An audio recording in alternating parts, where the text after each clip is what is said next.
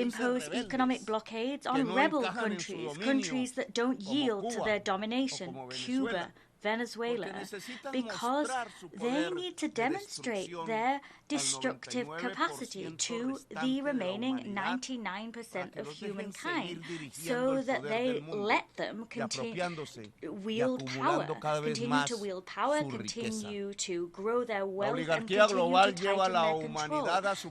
This oligarchy is bringing humankind to the very brink of its own destruction. Politics just nods its head at them. Y del poder de los pueblos, la idea de la democracia. La pregunta que hay que hacer desde esta tribuna es si los pueblos lo permitirán. Ya no hay más tiempo. Los gobiernos son incapaces de detener la extinción de la vida. Hoy hay que escoger si es la vida o es la codicia, si es la humanidad o es el capital.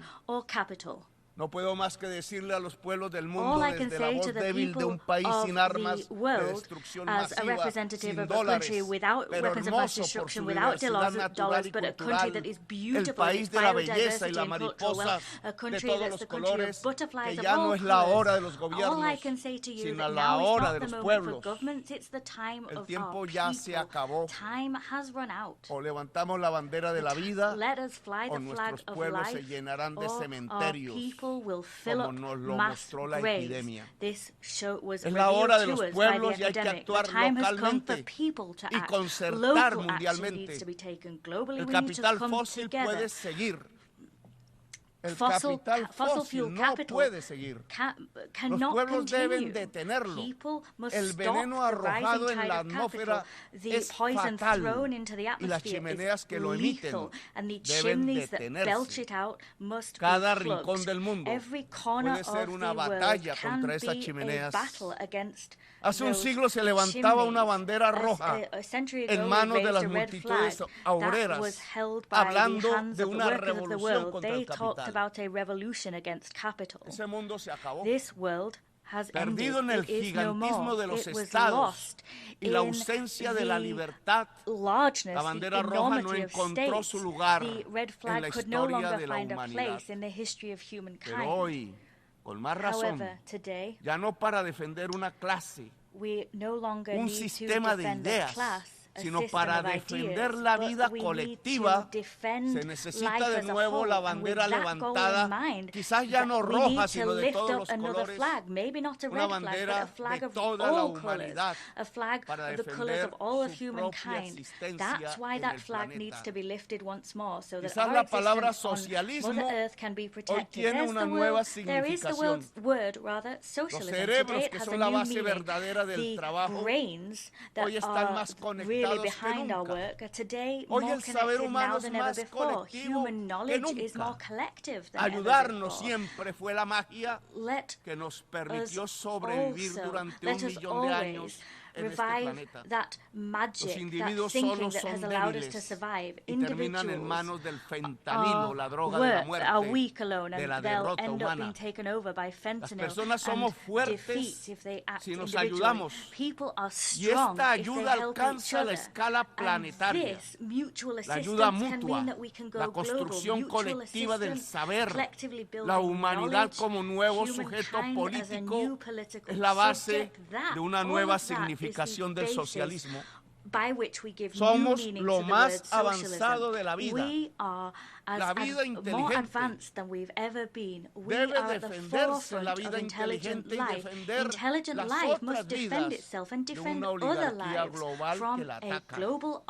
Una nueva riqueza debe construirse, ya no basada en el petróleo, sino en la intensidad, en el trabajo creador y libre que permite la altísima productividad alcanzada ahora, incluida la inteligencia artificial, a la que hay que controlar desde un poder público mundial. La productividad permite el tiempo libre y creador, la juntura en red de los cerebros humanos, la mayor potencia jamás alcanzada, y esta red neural de la humanidad es la que puede permitirnos vencer con la bandera levantada, la bandera de la vida. Ya no le hablo a Biden, a Macron, now I'm not really talking Scholz, to Biden, o a Xi Jinping, Macron, o a Putin. Scholz, Xi Jinping, or De la Putin. China recojo su idea de un diálogo But entre from China, I civilizaciones. have the idea of a De dialogue Europa, between su proyecto de civilizations. From pacto Europe, social. I've taken the idea of its De Estados social Unidos, compact. From the su amor a United la States, I've democracia taken its original love from de sus its padres love of its fundadores. original democracy, the democracy De of its founding Sudamérica, su fathers. diversidad From South huracanada, America, I've su taken its jinete abanderado, su diversity, Simón Bolívar. its Del jockey on a África, sus horse, tambores it's Simón que llaman Bolivar. From a Africa, I've taken their comunicarnos con los drums, the drums espíritus de that la summon us to naturaleza. communicate with the spirits De of Jesús, nature. la idea del Jesus, amor from universal, Jesus, I've taken the su idea of juntura de la universal luz love, con la vida. light, De esas fuentes light civilizatorias y giving más life. que están en I've todos taken all los of pueblos these del mundo, civilizational forces that debemos lie within tomar all las the peoples of fuerzas the world. de la We mayor need to batalla por la bring vida them together de la and draw historia from humana. them the strength that we need to wage the Esa greatest batalla battle in indudablemente humankind's es history. That battle una is, and revolución about this there can mundial. be no doubt, a global revolution. Necesitamos construir We need el mayor to ejército de build todos los the tiempos, largest army ever seen, compuesto de guerreros y with guerreras spaces de la vida. for El warriors ejército for de la life, vida no men tendrá and las women. armas This global de la army for oligarquía life will global, not have weapons from the no global tendrá armas oligarchy. nucleares, It will not have nuclear no competirá weapons. por It armas, will not ni compete tendrá for los weapons. dineros a manos Neither will llenas it de los have bancos, the ni el poder full de coffers destrozar los and niños vaults of banks. en los Neither will it have genocidios the de la power to oligarquía. destroy Pero children tendrá el in mayor the poder de genocides todos, waged by oligarchies. el But it poder will de have una the greatest humanidad power of unida us que all. no That se is the dejará power of a quitar humankind that su is united existencia en and el will not planeta. allow its very existence to be Solo hay un torn from it. punto de vida There is only infinitesimal one. en millones de años luz alrededor del universo y se llama Tierra. Y en ella hay una vida superior, que es la vida inteligente, la humanidad. No podemos dejar apagar esa perla del universo. Sin la vida, solo la oscuridad inerte dominaría, y es esa oscuridad inerte la que llena el corazón y el alma de la oligarquía global y sus ídolos de barro. Le corresponde a la humanidad dar la batalla. Es la hora de los pueblos. Si los gobiernos no pudieron, como aquí se demuestra, y decidieron jugar con bombas y guerras sin sentidos y matar niños y niñas, juegos de poder, entonces es la hora de tomar la solución de los grandes problemas de la humanidad en las manos de la misma gente, de la gente sencilla de la humanidad. En lugar de dirigirnos a gobernantes insensibles, dirijámonos a nosotros, el común. Dirijámonos a los pueblos para concertar las acciones comunes, las demostraciones de otro poder democrático. En medio de ese poder de la humanidad, convertida en conciencia actuante, aparecerán nuevos gobiernos, nuevos liderazgos. Si la vida vence su extinción, ya no será la oligarquía global la que gobierne el mundo. Será derrocada para construir una democracia global. Allow for the building of a global democracy. A new story is about to begin. Thank you for your kind attention.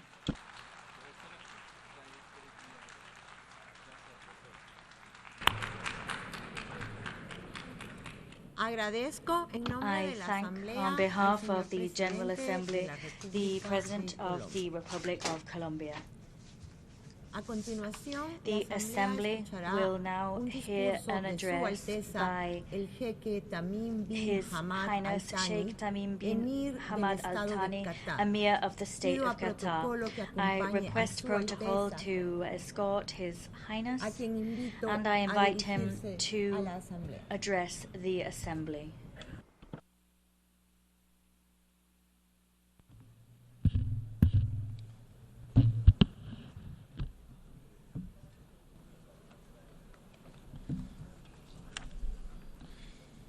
بسم الله الرحمن الرحيم. حضور الكرام، السلام عليكم ورحمة الله وبركاته.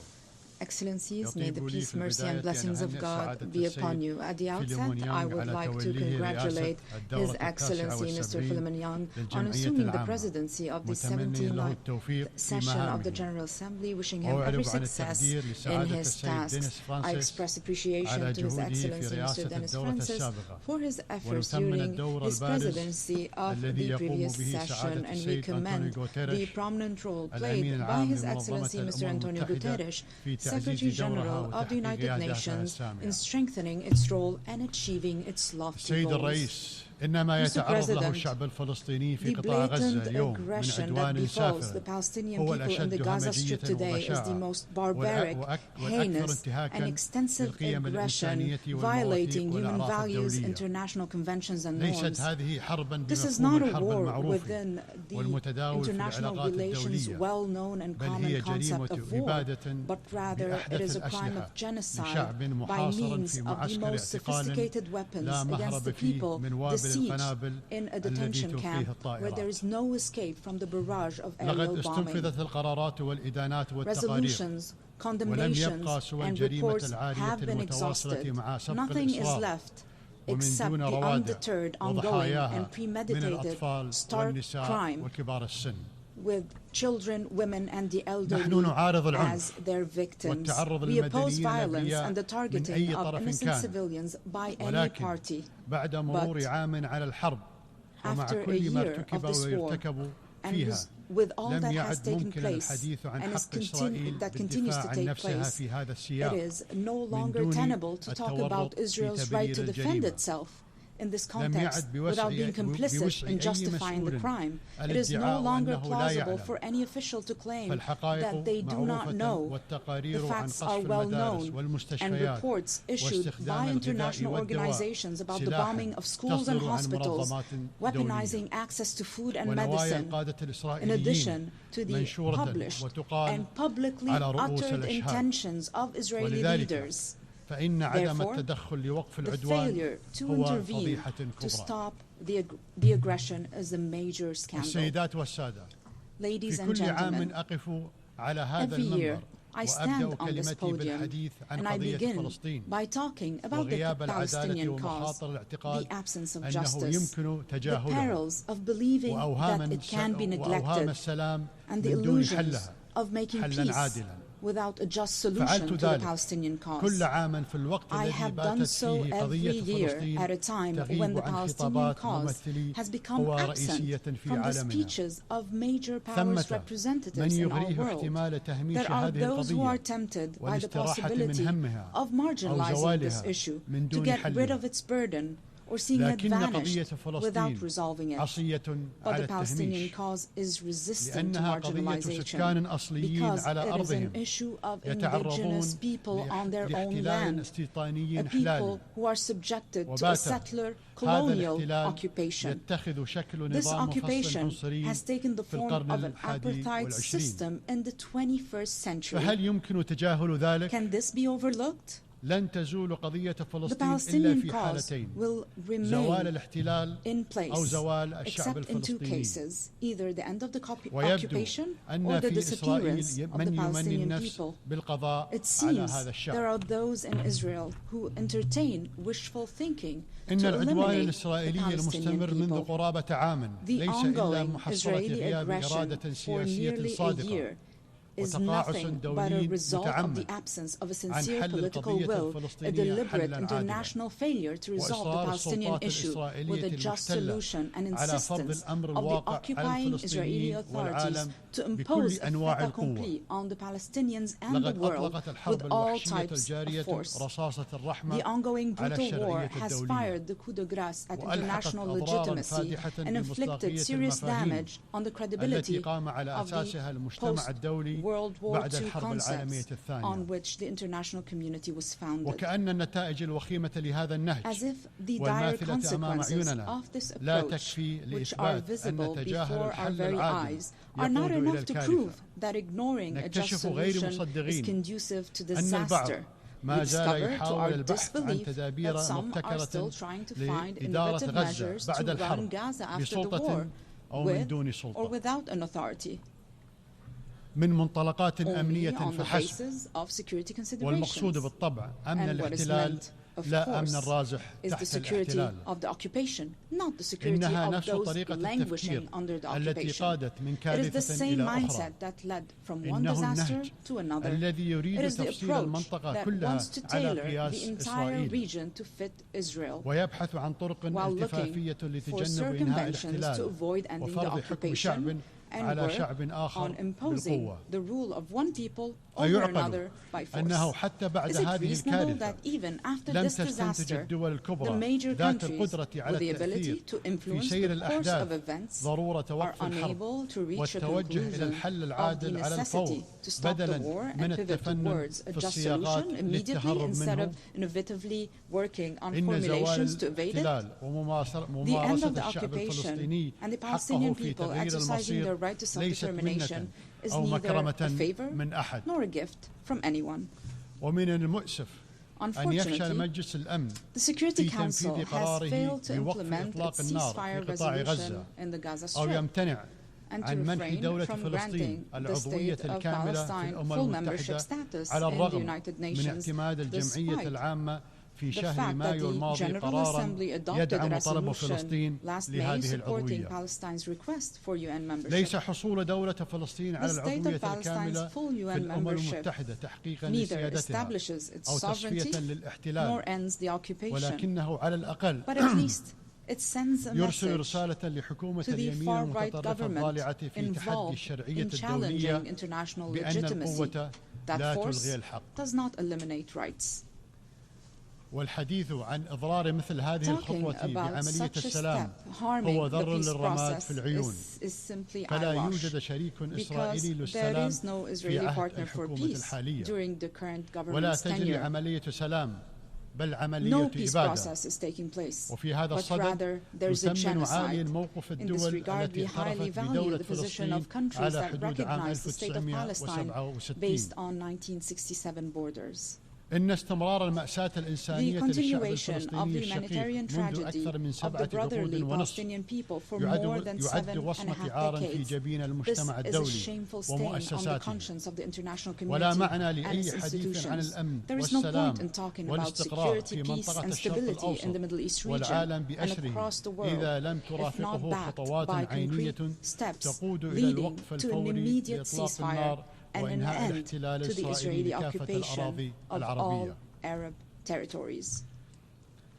الحضور الكرام، لا يخفى عليكم أننا أمام كارثة إنسانية في غزة والأراضي الفلسطينية الأخرى التي تتعرض لهجمات منسقة بين جيش الاحتلال والمستوطنين في محاولة لتطبيق خطط لتوسيع الاستيطان وضم الضفة الغربية وتهويد القدس.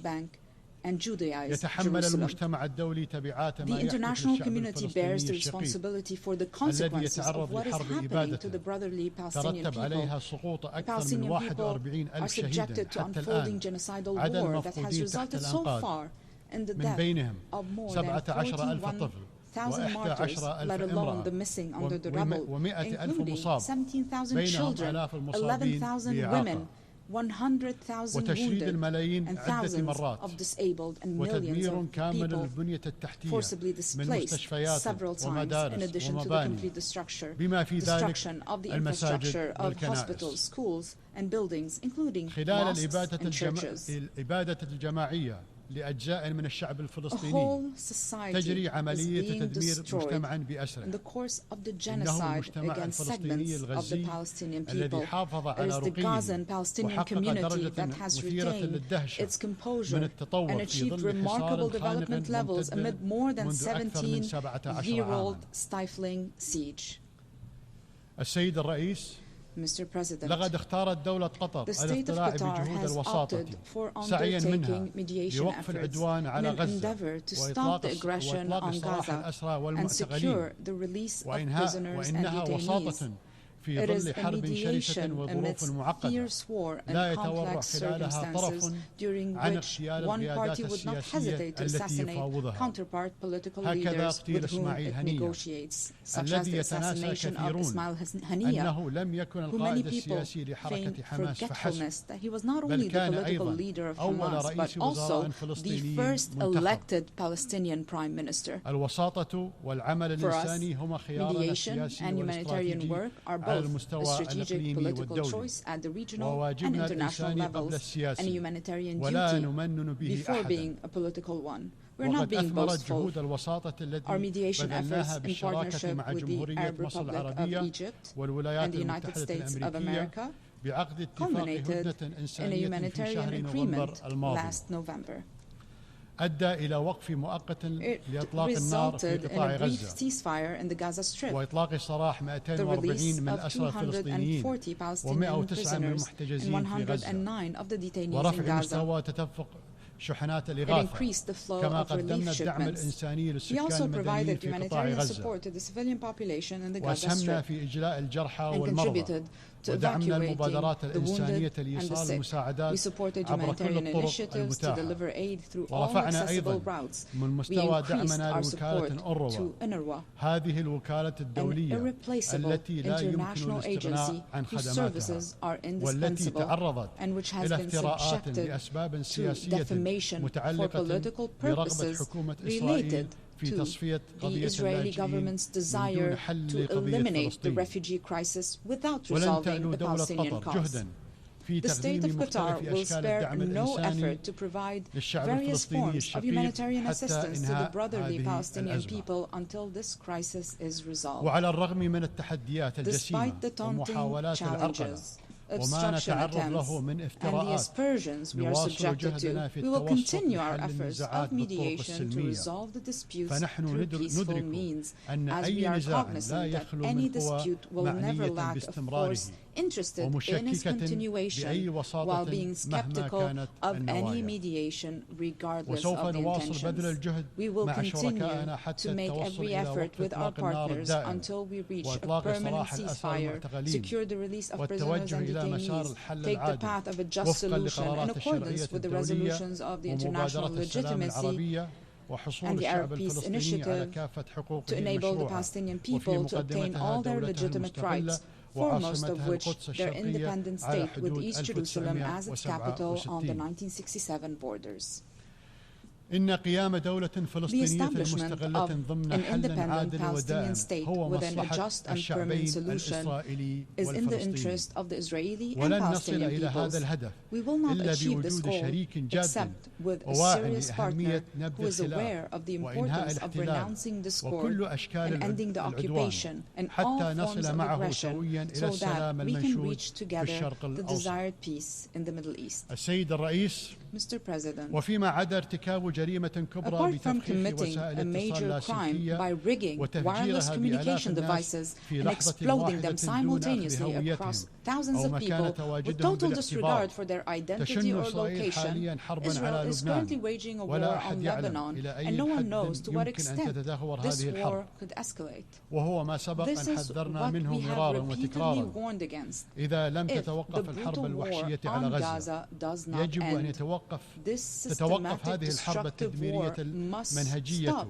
And this is the choice before Israel, as its leaders know very well.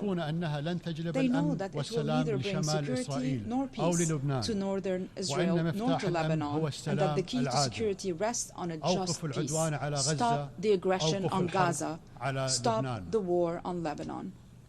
وفي اليمن الشقيق نتطلع إلى الحفاظ على هدنة عام 2022 والانطلاق منها نحو وقف شامل لإطلاق النار وتسوية الأزمة وضمان وحدة اليمن ensuring Yemen's unity and achieving the aspirations of its brotherly people through negotiations between the Yemeni parties based on the outcomes of the national dialogue, the Gulf Initiative, and relevant Security Council resolutions. As regards to the crisis in Syria, فإن موقف دولة قطر واضح منذ البداية وحريص على مصلحة الشعب السوري الشقيق ونتطلع إلى أن and that is that Qatar is keen on the interests of brotherly Syrian people, hoping that the parties and countries involved in the crisis will be convinced of the necessity for dialogue and understanding to end this crisis in accordance with the Geneva Declaration 1, Security Council Resolution 2254, in a way that will achieve the aspirations of the Syrian people and preserve Syria's unity, sovereignty and independence.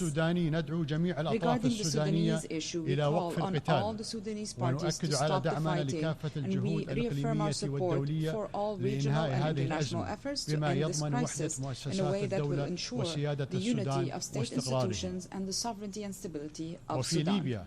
ندعم المسار السياسي وتنفيذ قرارات مجلس الأمن ونحث كافة الأطراف على العودة إلى الحوار وتجاوز الخلافات من أجل إتمام المصالحة الوطنية الشاملة والحفاظ على التقدم والمكاسب التي تحققت على المسارات الأمنية والسياسية والاقتصادية وتوحيد مؤسسات الدولة. لا يمكن للبلدان العربية أن تحقق الأمن والاستقرار من دون دول راسخة قادرة على التشريع وإنفاذ القانون ووضع سياسات وطنية وتنفيذها. ولا يمكن أن ترسخ أي دولة وتستقر بوجود قوى مسلحة غير خاضعة لها. هذه أمور بديهية لا نقاش فيها. السيدات والسادة، لقد تسببت الحرب بين روسيا وأوكرانيا بمعاناة إنسانية كبيرة وآثار على أوروبا والعالم، ونحن نكرر دعوتنا لجميع الأطراف إلى تطبيق أحكام ميثاق الأمم المتحدة وقواعد القانون الدولي والعمل على إيجاد حل سلمي بوصفه الحل الوحيد الممكن. وفي هذا السياق وانطلاقا من إيماننا الراسخ بمبدأ التسوية السلمية للنزاعات، قدمنا خلال العام الماضي سهاما ملموسا، حيث أدت الوساطة القطرية إلى تبادل للمحتجزين بين الولايات المتحدة وفنزويلا، كما تم لم شمل عشرات من الأطفال الأوكرانيين مع ذويهم بعد أن فرقتهم الحرب. وختاما نؤكد أن دولة قطر لن تدخر وسعا في العمل مع شركائها الدوليين ومنظمة الأمم المتحدة لتوطيد أركان السلم والأمن والتنمية المستدامة وحقوق الإنسان وسيادة القانون على جميع المستويات والتصدي للتحديات العالمية من أجل تحقيق مستقبل أفضل للجميع. أشكركم والسلام عليكم ورحمة الله وبركاته.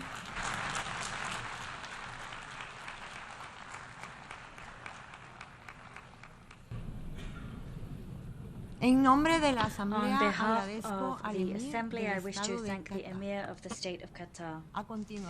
The Assembly will now hear an address by His Excellency Matamela Cyril Ramaphosa, President of the Republic of South Africa. I request protocol to escort His Excellency. I invite him to address the Assembly.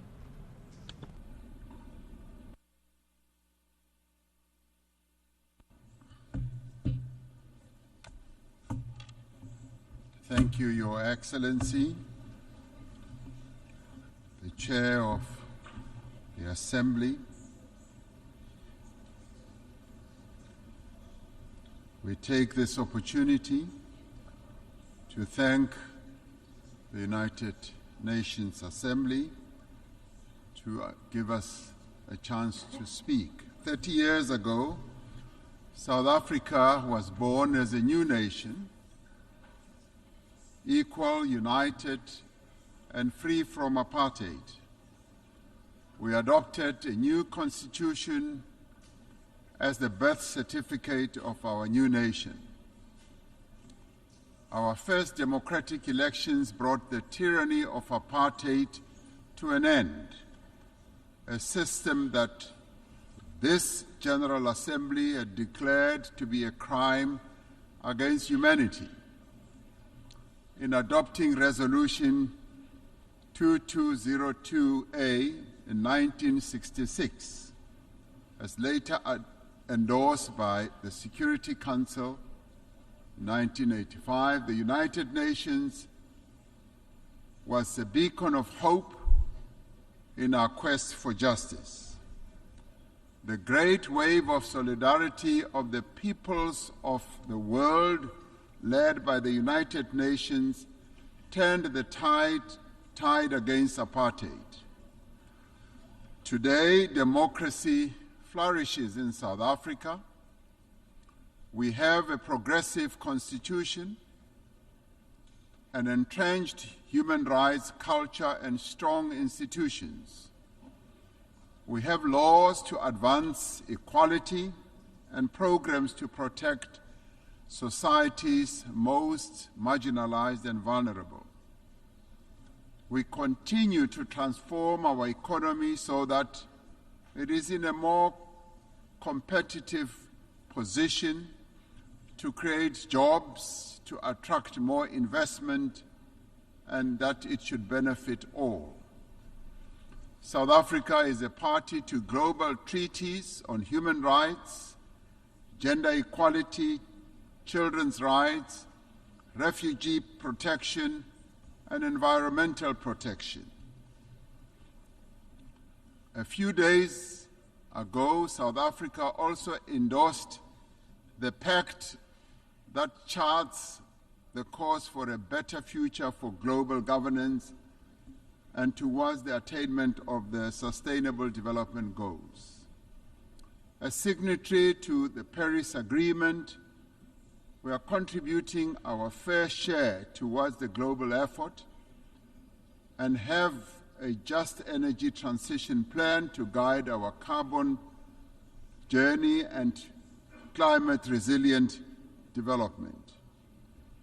Through the African Union, we are working to advance Agenda 2063.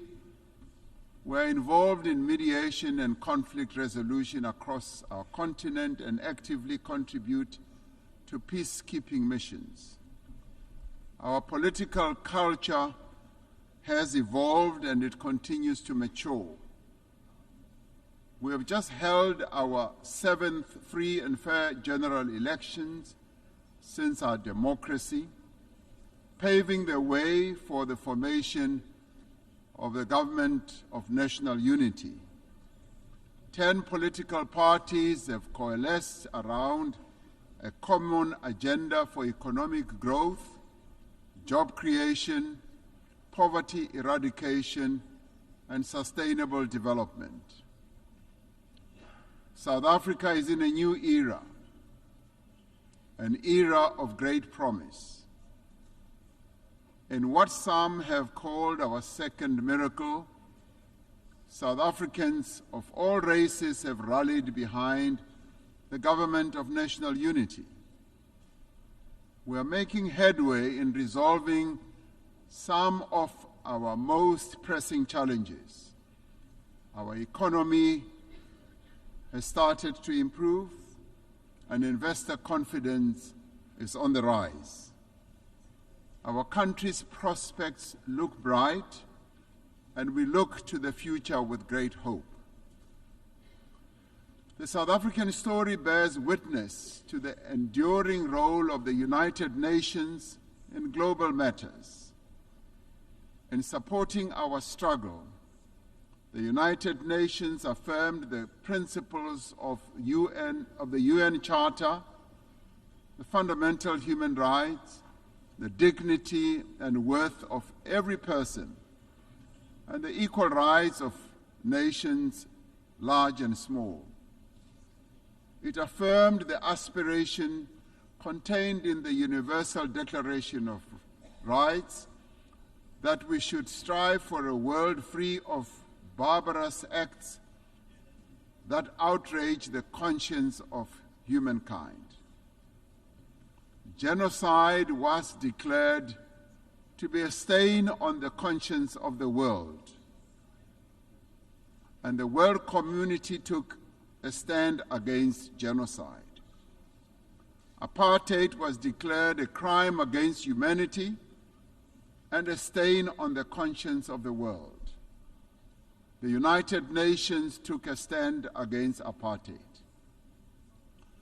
These were seen as crimes against humanity then, and they continue to be crimes against humanity now. It has been 11 months since the Hamas attack that killed 1,200 people and where hostages were taken. As South Africa, we have condemned this attack. In response, Israel embarked on an act of collective punishment in its assault on the people of Gaza. The torment of the people of Gaza continues unabated. More than 41,000 Palestinians have been killed. Homes, hospitals, churches, mosques, and schools lie destroyed. Famine and disease stalk the streets of Gaza. This cannot but shock our collective humanity. The violence the Palestinian people are being subjected to is a grim continuation of more than half a century of apartheid that has been perpetrated against Palestinians by Israel. We South Africans know what apartheid looks like. We lived through apartheid.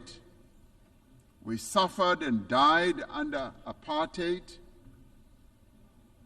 We will not remain silent and watch as apartheid is perpetrated against others.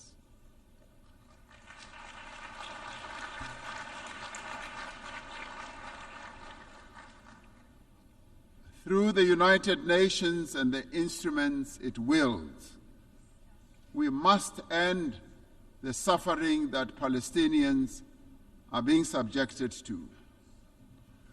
We are called upon to uphold the principles of the UN Charter and to uphold consistently and in their entirety the fundamental tenets of international law. International law cannot be applied selectively. No one state is more equal than any other. In December last year, South Africa approached the International Court of Justice, seeking an order to prevent Israel from committing genocide against the people of Gaza. We did so in terms of our obligations as a state party to the Convention on the Prevention and Punishment of the Crime of Genocide. As South Africa, we welcome the support that a number of countries have given to the case that we have launched at the ICJ. The ICJ's orders make it clear that there is a plausible case of genocide against the people of Gaza. They further make it clear that states must also act to prevent genocide by Israel and to ensure that they are not themselves party to the violation of the Genocide Convention by aiding or assisting in the commission of genocide. We reiterate our call for an immediate ceasefire and for the release of all hostages. The only lasting solution is the establishment of a Palestinian state, a state that will exist side by side with Israel, with East Jerusalem as its capital. Our moral conscience further demands that we exert every effort to bring peace also to other countries, especially the eastern part of the Democratic Republic of the Congo, to Sudan, to Ukraine, and other parts of the African continent. We must realize the aspirations of the people of Western Sahara to self-determination. Achieving and maintaining peace and security requires the collective will of the community of nations gathered here. It requires that the UN Security Council should be a more representative body and inclusive. 78 years since its formation, the structure of the United Nations Security Council remains largely unchanged. Africa and its 1.4 billion people remain excluded from its key decision-making structures. This cannot continue. The Security Council has not fulfilled its mandate to maintain international peace and security. The UN Security Council must be reformed as a matter of agency.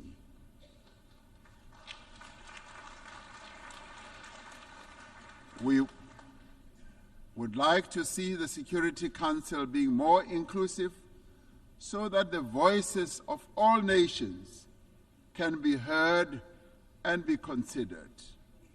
It cannot remain an exclusive club of just 5 nations to the exclusion of the many nations in the world. Africa stands ready to play its role in building a safer global order by participating in the work of the UN Security Council on the basis of respect and acceptance. The African Union and its member states are engaged in mediation, in dialogue and diplomacy across our continent to create conditions under which peace and development can take hold. There must be greater collaboration between the United Nations and the African Union towards resolving a number of conflicts and also in addressing the root causes of conflicts that continue to rage. Pandemics and endemics pose a serious threat to us all. We are concerned by the spread of mpox across the world and in Africa in particular. We urge the international community to mobilize vaccines and other medical countermeasures for deployment where they are most needed. Economic prosperity is key to sustainable peace. Through the Africa Continental Free Trade Area, we are establishing the foundation for a massive increase in trade and investment and infrastructure in our continent. The AFCFTA will further integrate regional economies and accelerate Africa's industrialization and economic growth. The climate crisis is now a full-blown climate emergency in the world. It impacts very devastatingly to both countries and citizens of many countries.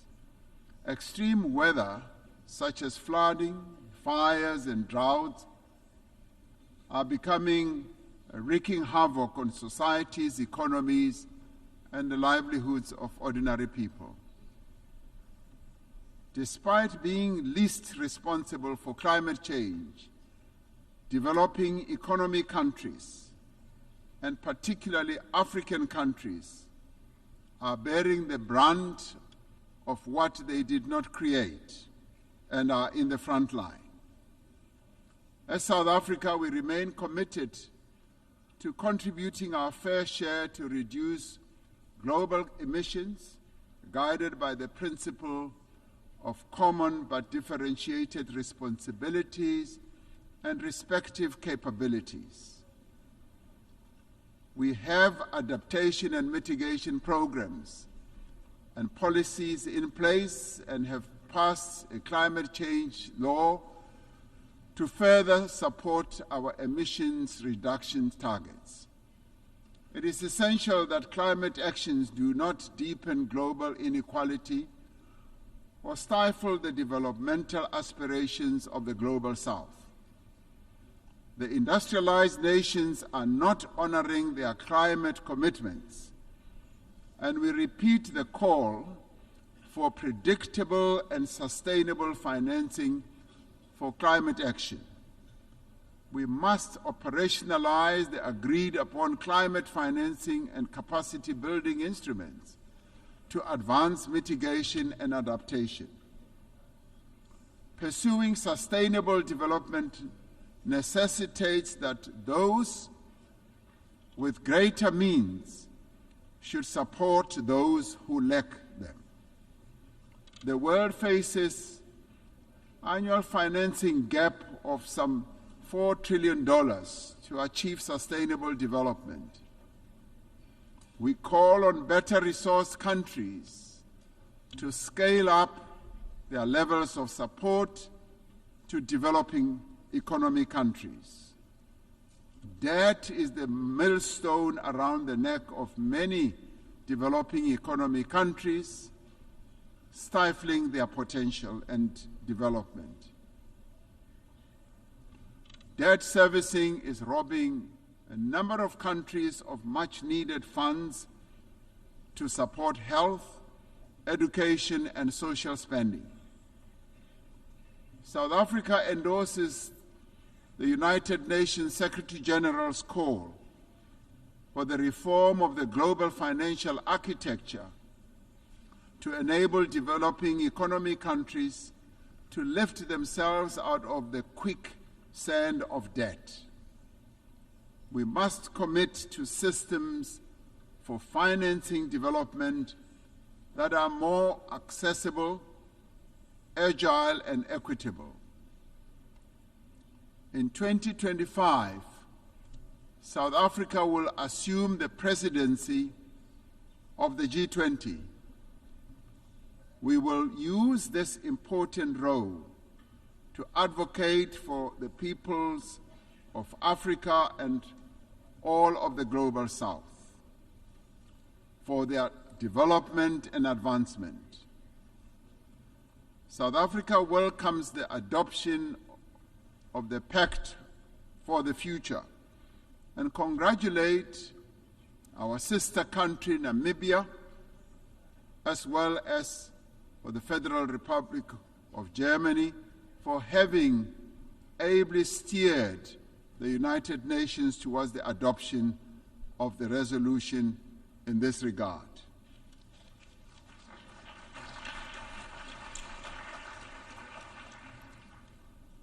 This Pact of the Future is a platform for us to focus on those actions we need to take together to build a world in which the equal worth of every person and the equal worth of every country is recognized and valued. We particularly welcome the commitments to place poverty eradication at the center of all our efforts, and for the Sustainable Development Goals financing gap in developing countries to be closed. The disparities in wealth and development within and between countries is simply unjust and unsustainable. We must continue to strive for equal treatment, for equal opportunity and advancement for all individuals and all nations. The Pact for the Future must reinvigorate international solidarity, like veins that carry sustenance to every part of the body. Solidarity is the lifeblood of human progress. It binds us together to nourish the greater good. It is achieving the greater good for the common good to which we all strive. Through dialogue, through respect for the rule of law, through the advancement of human rights and solidarity, we can and we will be able to achieve a better world for all the peoples of the world. I thank you.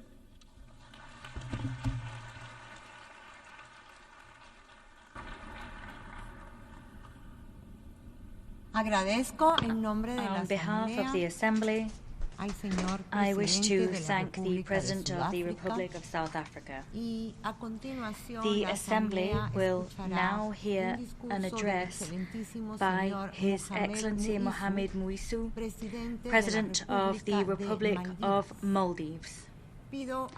I request protocol to escort His Excellency and invite him to address the Assembly.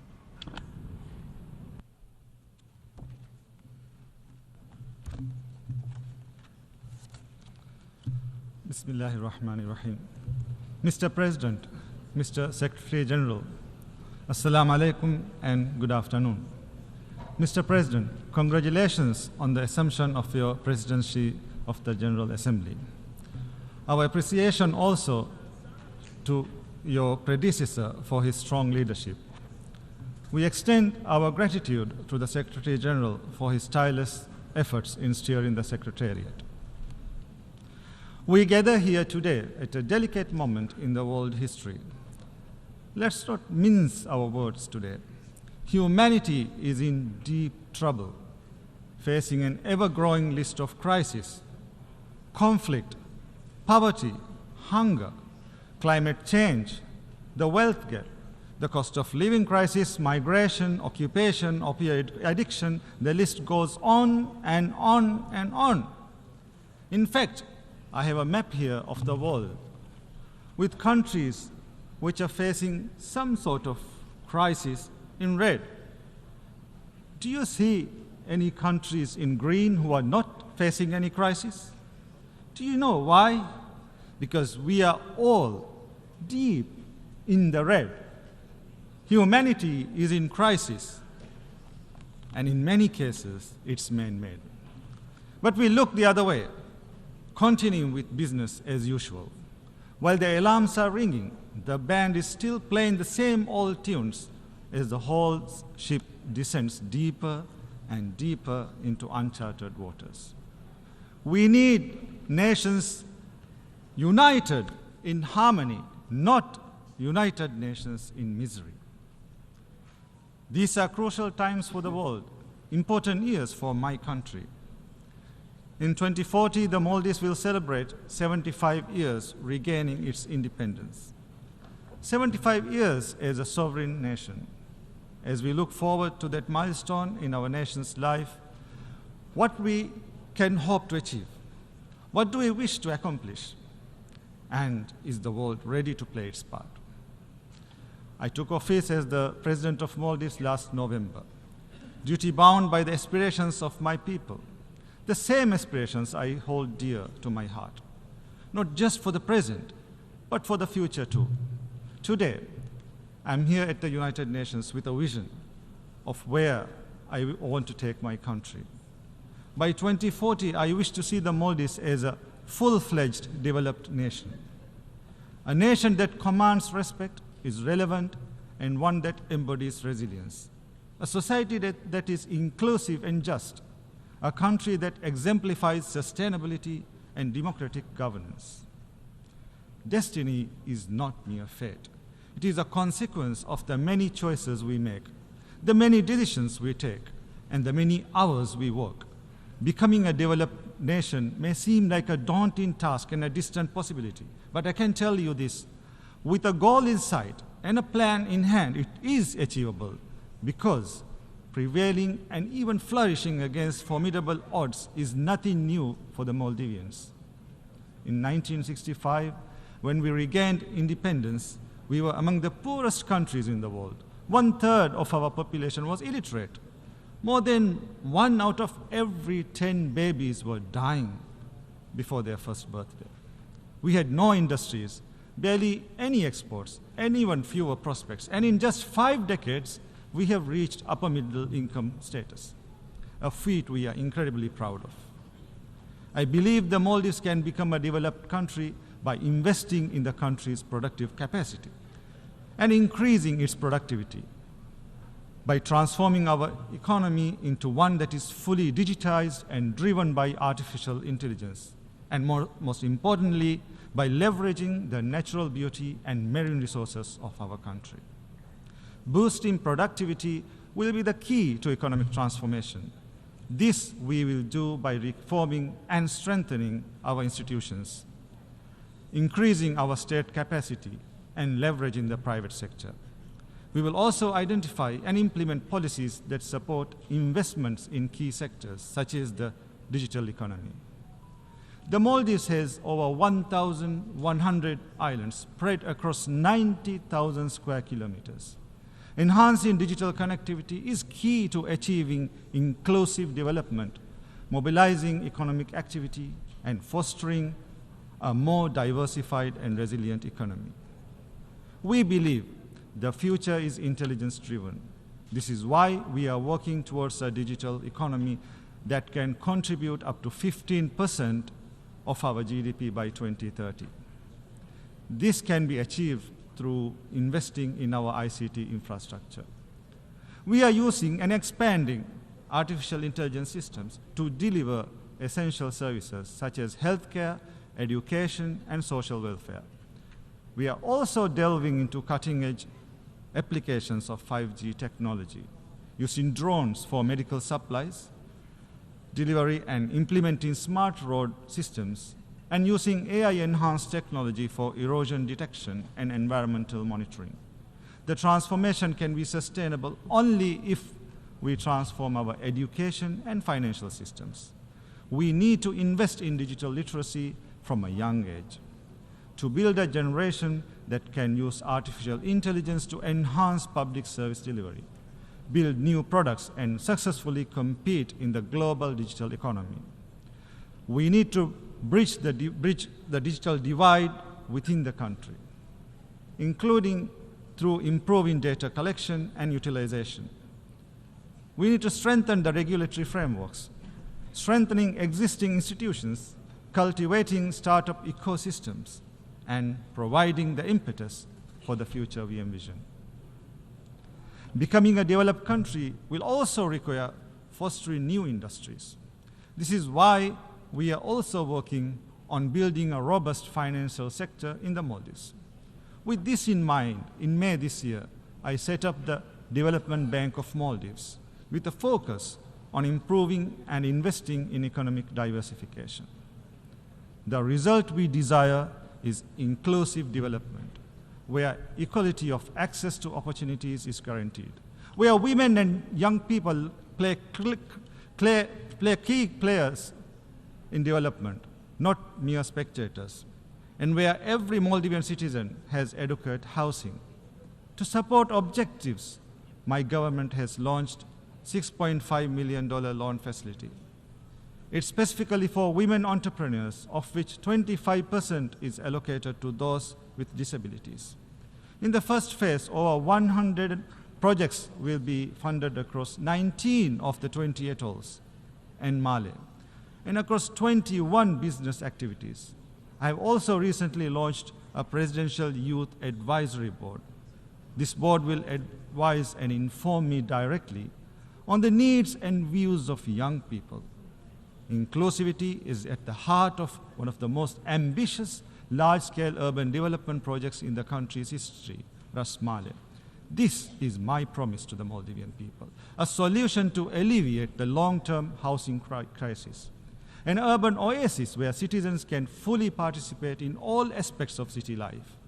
Ras Mali will utilize modular housing, leverage a state-of-the-art transportation system that is accessible to all.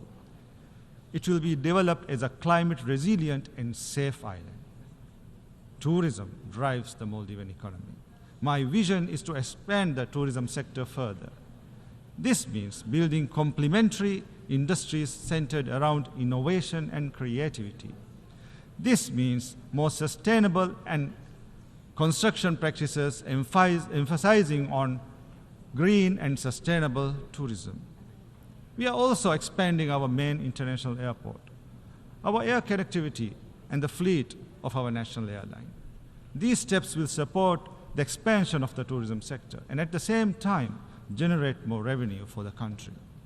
But tourism is also highly vulnerable to external shocks, conflicts, calamities, and causes beyond our control, can and have had far-reaching critical implications in the past. We need the international system to anticipate and address these threats.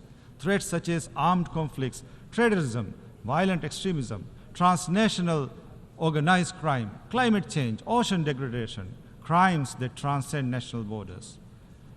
Part of addressing these threats is to safeguard and protect people's fundamental rights. In 2015, the world came together to endorse humanity's fundamental rights by committing to the Sustainable Development Goals, or SDGs. But 6 years to the SDGs deadline, we are only on track in less than a fifth of those targets. In June, this organization, the UN, issued a report saying the world is failing to deliver on Sustainable Development Goals. This week, we agreed on a pact for the future. But do we want this document, the pact, to go the same way as this one, the 2015 SDG commitments? I'm sorry, but we can't keep doing this. We can't keep meeting, talking, pledging, but not doing. We don't want these days to come back to haunt us. The days when we had a chance but not a will.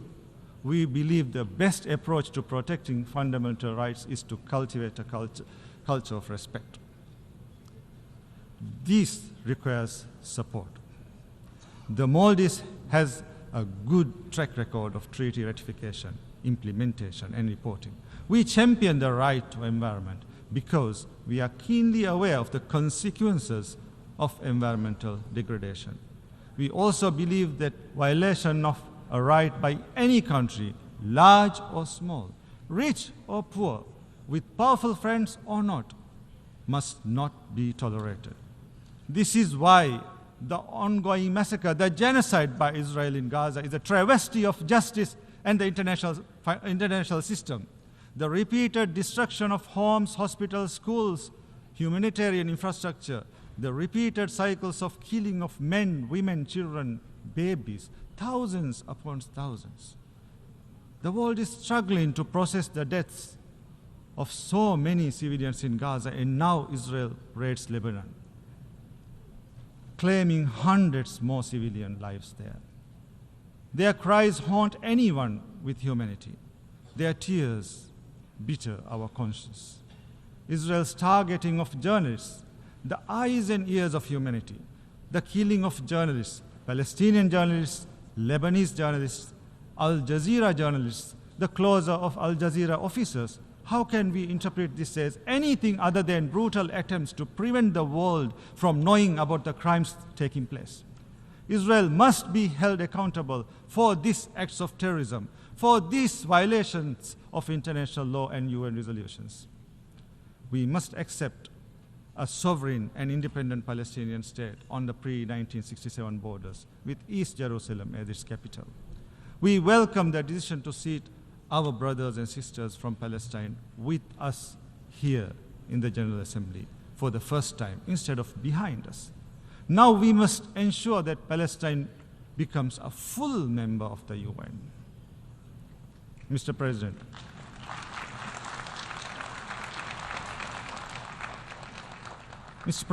the Maldives is gearing up for an economic transformation that will change lives. But our policies can deliver the results only with sufficient international financial support. The Maldives has always taken ownership and responsibility for its own development. While we have received extensive support towards our development, we urge the multilateral development funds, banks, and bilateral donors to view us as your partners, not just as recipients of aid, to stop looking at our inherent vulnerabilities as limitations, to adopt tailor-made approaches which are mutually beneficial, to reduce the cost of borrowing, to make the financial system work for us, not penalize us, to make your terms flexible, your financing less rigid, to make your lending targeted, affordable, and responsible. Mr. President, climate change is the most serious threat to our world, the defining challenge of our generation. It's washing away decades of progress in mere minutes. It's diverting already depleted resources of long-term development to emergency relief and reconstruction, preventing countries from adapting to climate impact. And the vicious cycle continues. The Maldives has always walked the talk. We are investing in renewable energy. Our goal is to have 33% of the country's electricity demand from renewable energy sources by 2028. On behalf of the Maldivian people, I implore you, do your part, act now. We must face the climate emergency head on, with science, determination, and resources. The rich and emitting countries need to meet the financial pledges already made, especially on adaptation, where the financing gap continues to widen. As we work towards COP29, we must ensure the new goal on climate finance matches the level of climate action required. This means the new goal must go beyond the $100 billion. It must include as a minimum loss and damage response, mitigation and adaptation as sub-goals. One of the biggest victims of the climate crisis is the ocean. The Maldivian people and their livelihoods are dependent on the health and wealth of the ocean. We need to step up efforts to sustainably use and manage our ocean resources, address plastic pollution, conserve biodiversity, and protect endangered species. This morning, I ratified the Global Ocean Treaty. We urge you all to do the same. We urge you to do your part to address climate change, overcome pollution, and reverse biodiversity loss. The transformation the Maldives seeks cannot be achieved without an enabling global environment. Small countries like mine need a multilateral system that champions us and delivers for us. The United Nations is the epitome of the multilateral system. It is well positioned to promote sustainable development, to maintain peace and security, to promote and protect human rights, to enforce equality, the rule of law, inclusivity, and representativeness. But what we are witnessing is the opposite. Inability to stop climate change and environmental degradation, inability to stop war and genocide, inability to stop exploitation and suffering, inability to stop unequal representation. Hence, the United Nations needs reform and revitalization. It needs to be representative. The Maldives cannot and will not watch and stand idle while the multilateral system fails, because our development, our advancement, and our survival is tethered to the world. That's why the Maldives is seeking to get elected to the Economic and Social Council for the 2027 to 2029 term. We count on your support. If elected, the Maldives will strive to make the UN development system more relevant to our times, continuously recalibrating and adjusting, utilizing the latest science and evidence, listening to the variety of opinions and views. The United Nations must enforce its decisions across the UN system and at local level. The United Nations is only relevant when it makes a real difference in our lives. Mr. President, 59 years ago, the Maldives reached out to the United Nations as its first port in a sea of uncertainty. We came here to this great hall, seeking recognition, seeking a partner. We came to you as a poor and impoverished country, but with a vision of prosperity, a vision which we made great progress with your support. Today, once again, we come to you aiming higher, to reach further, and to do better, with a vision to make the Maldives a developed nation by 2040. For I believe development is destiny, and our destiny beckons towards a brighter future for the present and future generations. I thank you.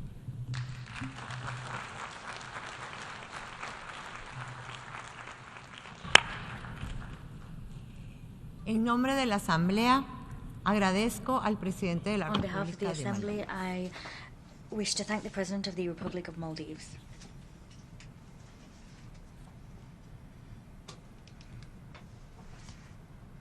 A continuación, The la Asamblea Assembly escuchará will un now discurso hear an del address excelentísimo by señor His Excellency Emomali Rahmon, President of the Republic of Tajikistan. I request protocol to escort His Excellency and invite him to address the Assembly.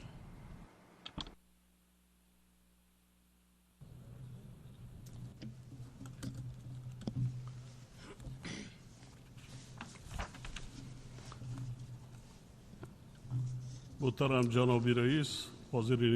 President, Excellency Secretary General, distinguished delegates, ladies and gentlemen, I at the onset extend my warm words of congratulations to His Excellency Mr. Young on his election as the President of the 79th session of the United Nations General Assembly. My heartfelt thanks also go out to His Excellency Mr. Dennis Francis in recognition of his fruitful engagement as the President of the 78th session of the United Nations General Assembly.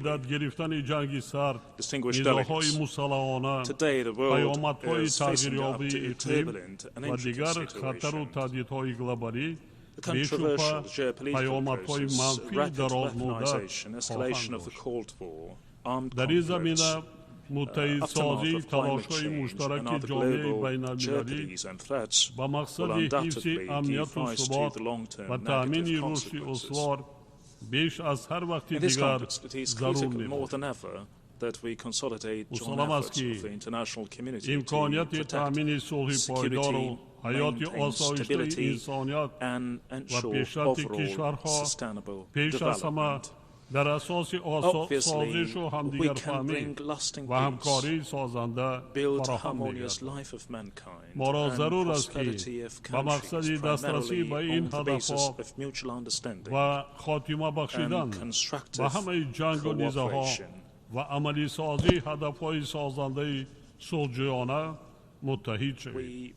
We ought to be united to achieve these objectives, bring all wars and conflicts to an end, as well as implement other peaceful goals.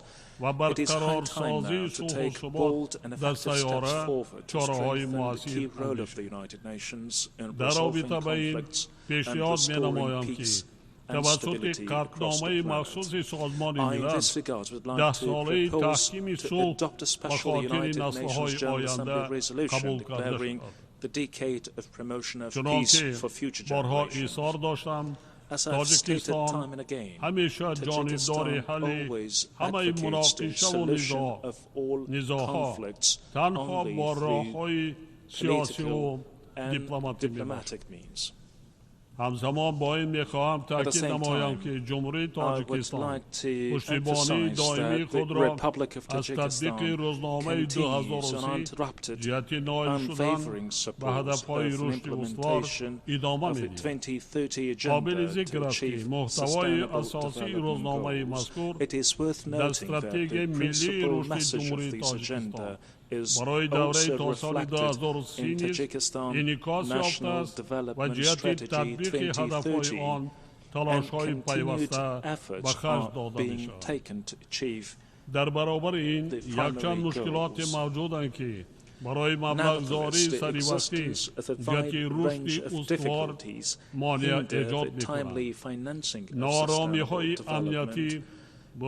Challenges include security turmoil, economic and financial crisis, unprecedented warming due to climate change, and loss of biodiversity, as well as an outbreak of contagious diseases.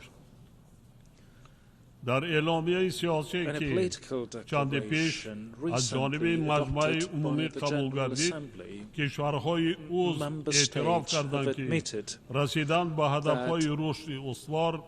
that achievement of the Sustainable Development Goals is in threat. According to the United Nations Secretary General's report, the international community will be able to achieve only 17% of Sustainable Development Goals by 2030. We are witnessing the setbacks in results achieved within the Sustainable Development Goals in many developing countries. وابسته به این ما را ضرور است که تلاش‌های خود را به خاطر تطبیق سریع روزنامه 2030 فعالتر کرده با مسئله مبلغ‌گذاری رشد استوار اهمیتی مخصوص و همچنین کنفرانس چهارمی بین‌المللی اوید به مبلغ‌گذاری رشد را که برگزاری آن طبق قطعنامه مجمع عمومی سازمان ملل متحد ماه ایول سال 2025 در اسپانیا در نظر است برای دریافت راه‌های رفع مانع‌ها در سمت مبلغ‌گذاری رشد مهم است. ضرور است که فعالیت نظام بین‌المللی مالیوی و اقتصادی و احتیاجات کشورهای رو به ترقی جوابگو باشد تا تواند به واکنش سریع کشورهای عضو و تهدید و خطرهای معاصر مساعدت نماید. در این راستا با ادامه مبلغ‌گذاری انستیتوت‌های بین‌المللی مالیوی بخصوص توسط اساسیاسیون بین‌المللی رشد را با کشورهای نیازمند با مقصد تطبیق هدف و برنامه‌های پیش‌بینی شده مهم می‌شماریم. تکنولوژی‌های رقمی و ذهن صنعی برای نائل شدن به هدف‌های رشد استوار زمینه مناسب به شمار می‌روند. تاجیکستان توسط قبول استراتژی و دیگر سنت‌های کانسپتوالی جهت مرحله به مرحله گذاشتن به نظام رقمی کنانی تدبیرهای ضروری می‌اندیشد. وابسته به این پیشنهاد دارم که مجمع عمومی در اجلاس نوبتی اوید به نقش ذهن صنعی در فراهمسازی امکانیت‌های نو برای رشد ساحه‌های اقتصادی و اجتماعی به صورت بخشی جهت رسیدن به هدف‌های رشد استوار در آسیای مرکزی قطعنامه مخصوص قبول نماید. تاجیکستان در چارچوب اجلاس کنونی مجمع عمومی سازمان ملل متحد برگزار گردیدن سمیت آینده را مهم ارزیابی می‌کند. سند بین دولتی پیمان به خاطر آینده که در جریان سمیت قبول گردید در جاده تامین صلح و امنیت و رشد استوار نقش کلیدی دارد و ما از آمادگی جامعه جهانی برای تطبیق آن استقبال می‌نماییم. این پیمان در شرایط قبول گردید که میلیون‌ها نفر مردم آسایشته در منطقه‌های گوناگون جهان به خوف و خطرهای امنیتی دچار گردیدند. ما بر این نظریم که جامعه جهانی در روبروی تهدیدهای تروریسم و افراط‌گرایی، سودگرایی، کیبرجنایت‌ها، گردش غیرقانونی اسلحه و مواد مخدر، همچنین دیگر ظهورات جنایتکاری فرامرزی باید عملهای مشترک و مؤثر را انجام دهیم. در برابر این سالهای آخر افزایش افکار اسلام ستیزی همچنین پدیده استفاده از سیاست دکوره در مناسبت‌های بین المللی باعث نگرانی گردیده است. کشور ما در همکاری با سازمان ملل و نهادهای دخل‌داریان همچنین دیگر شریکان جهت مقاومت به خوف و خطرهای امنیتی پیوسته اقدام‌های مشترک را راه‌اندازی می‌کند. با این مقصد تاجیکستان و دولت کویت در همکاری با دفتر ضد تروریستی سازمان ملل ماه نوامبر سال جاری در شهر الکویت کنفرانس نوبتی را در دایره روند دوشنبه اوید به مبارزه با تروریسم برگزار می‌نمایند. باور دارم که این چهاربینی مسائل پایداری امنیت و ثبات فراگیر را در محور خود قرار داده و ادامه مکالمه وسیع و با اعتماد اینچنین تبادل تجربه و افکار سازنده در ایجاد مساعدت خواهد کرد.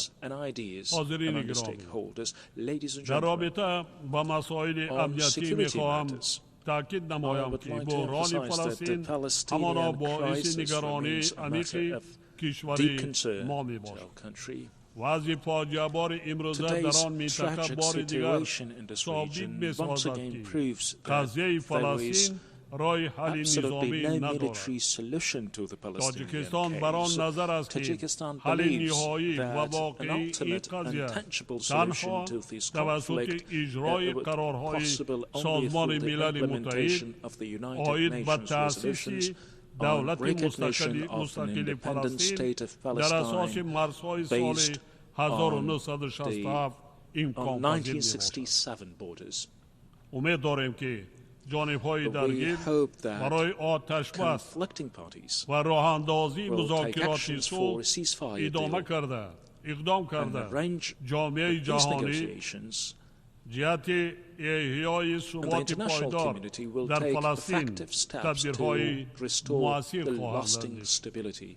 همچنین ما جانبدار استقرار صلح، ثبات پایدار و رشد اقتصادی و اجتماعی در افغانستان همسایه هستیم و این مقصد تاجیکستان همیشه آماده مساعدت در مسیر احیا و رشد ساحه‌های گوناگون حیات آسایشته در افغانستان میباشد. در برابر این از جامعه بین المللی باز هم دعوت می نمایم که با مقصد پیشگیری از بحران بشری کمک‌های خویش را با مردم اذیت کشیده افغانستان از جمله به منطقه‌هایی که در پی آفت‌های طبیعی ضرر دیده‌اند دریغ ندارد. حاضرین گرامی، از برگزاری کنفرانس آبی سازمان ملل متحد 2023 زیاده از یک سال سپری گردید. در اساس معلومات نهادهای مربوطه سازمان ملل، پیشرفت در ساحه آب و بهداشت با وجود بهبودی‌های علایده هنوز قانع کننده نیست. بنابراین تاجیکستان همچون کشور تشبثکار جهت تطبیق عهده‌داری‌هایی که از نتیجه کنفرانس آبی سال 2023 در روزنامه عمل آب برمی آید با همه طرف‌های منفعت‌دار همکاری فعال دارد. اجرای موفقانه این و دیگر عهده‌داری‌ها و هدف و وظیفه‌های مربوط به آب از شریکی مؤثر بسیار جانبه که روش‌های همگرایی و سلسله‌ای را تأمین می‌کنند وابسته خواهد بود. در رابطه با این استفاده پلتفرم روند آب دوشنبه را برای پیگیری نتیجه‌های کنفرانس آب سازمان ملل مهم می‌دانیم. باور داریم که روند آب دوشنبه و صفت میدان مکالمه وسیع جانبه‌های منفعت‌دار برای آمادگی همه‌جانبه بر برگزاری کنفرانس آب سازمان ملل در سال 2028 در دوشنبه نقشی مهم خواهد بود. حاضرین گرامی، در پس منظر پیامدهای تغییرآب اقلیم جامعه جهانی را ضرور است که در جریان استفاده ذخیره‌های طبیعی و فعالیت بی‌میلان ساحه‌های مختلف حیات انسان از ابتکارهای دستجمعانه کار بگیرد. سالهای آخر آفت‌های طبیعی در برابر خوشسالی‌های پی در پی و سالهای کشاورزی، محیط زیست و در مجموع و اقتصادیات کشورهای رو به ترقی خسارات زیاد وارد می‌نماید. تاجیکستان نیز که 93% قلمروش کوسار میباشد بنابر منتظم رو دادن آفت‌های طبیعی از تغییرآب اقلیم آسیب پذیر است. آفت‌های طبیعی همه ساله Natural disasters annually bring damage to the national economy of Tajikistan worth hundreds of millions of dollars, and unfortunately, in many cases, they cause death toll. تغییرآبی اقلیم باعث آبشوی با سرعت پیریاک‌ها و کاهش حجم آب دریاها در مناطق گوناگون جهان از جمله در آسیای مرکزی گردیده ایستاده است. این روند و بخش‌های واقعی اقتصاد ملی از قبیل انرژی، صنعت و کشاورزی تأثیر منفی می‌رساند. تا امروز از 14,000 پیریاک تاجیکستان سرچشمه اساسی آب آشامیدنی در منطقه می باشد، زیاده از 1,000 پر آب شده. سرعت آبشوی آنها رو به افزایش آن در حالی است که بارشات و پیریاک‌های تاجیکستان تا 60% منبع تشکل یابی ذخیره‌های آب آسیای مرکزی را تشکیل می‌دهند. ضمناً با تشبث تاجیکستان از جانب سازمان ملل اعلام گردیدن سال 2025 همچون سال بین المللی پیریاک‌ها برای رشد همکاری طرف‌های مرکز دارد زمینه مناسب را فراهم می‌آورد. طبق قرار مذکور مجمع عمومی همچنین 21 مارس همه ساله همچون روز جهانی پیریاک‌ها مقرر گردیده. تحت سرپرستی دبیر کلی سازمان ملل متحد فاند مقصدناک آید به حفظ پیریاک‌ها تأسیس یافته. در این زمینه سال آینده در شهر دوشنبه کنفرانس اولینی سطح بلند آید به مسئله پیریاک‌ها برگزار می‌گردد. با استفاده از فرصت از کشورها و سازمان‌های شریک دعوت می‌نمایم تا در کار این کنفرانس و طور فعال شرکت ورزند و سهم بگیرند. ما بر آن نظریم که این همایش مهم بین المللی که در همکاری با یونسکو و سازمان جهانی متئورولوژی دایر می‌گردد جهت ارزیابی مشکلات گلوبالی پیریاک‌ها و دریافت راه‌های مشخص حل آنها نقش مؤثر خواهد بازی. همزمان با این ما از همه شریکان دعوت به عمل می‌آوریم که سهم مالیوی خود را در فاند بین المللی مقصدناک آید به حفظ پیریاک‌ها فعالانه گذرانند.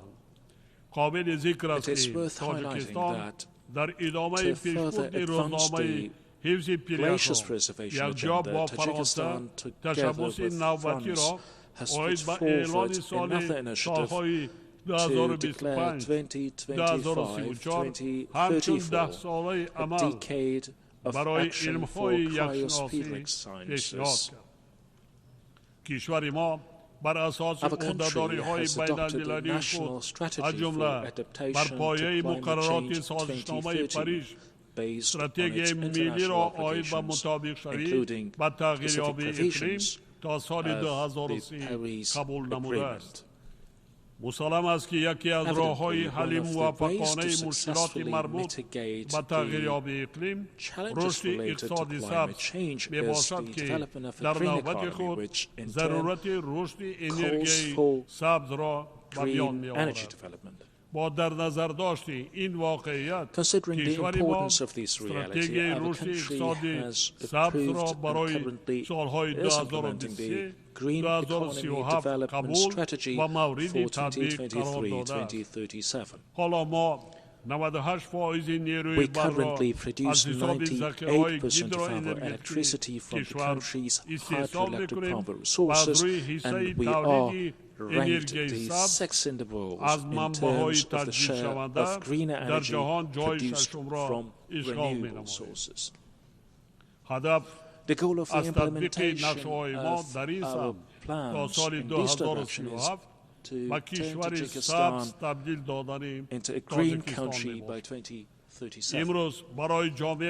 Today, finding solutions to the daily issues of adaptation to climate change and reducing the severity of its negative consequences is considered one of the top priorities for the international community. We hope that developed countries, the United Nations and its specialized agencies, influential international financial institutions, and other international and regional multilateral entities will further continue to pay serious attention to these important and critical issues. We are convinced that the international community succeeds to achieve its common goals and objectives through the development of trustful dialogue, mutual understanding, and constructive, rewarding cooperation. I thank you for your attention.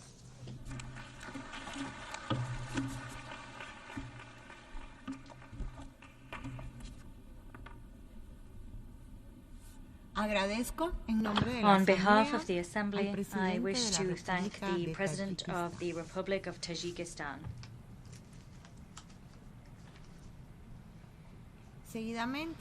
The Assembly will now hear an address by His Excellency Gitanas Nausėda, President of the Republic of Lithuania. I request protocol to escort His Excellency and invite him to address the Assembly. Dear President of the General Assembly, Excellencies, ladies and gentlemen, over the last 2 days in this very room, global leaders welcomed the Pact for the Future. Together, we reaffirmed our commitment for multilateralism anchored in the 3 pillars of the United Nations: sustainable development, peace, and security, and human rights.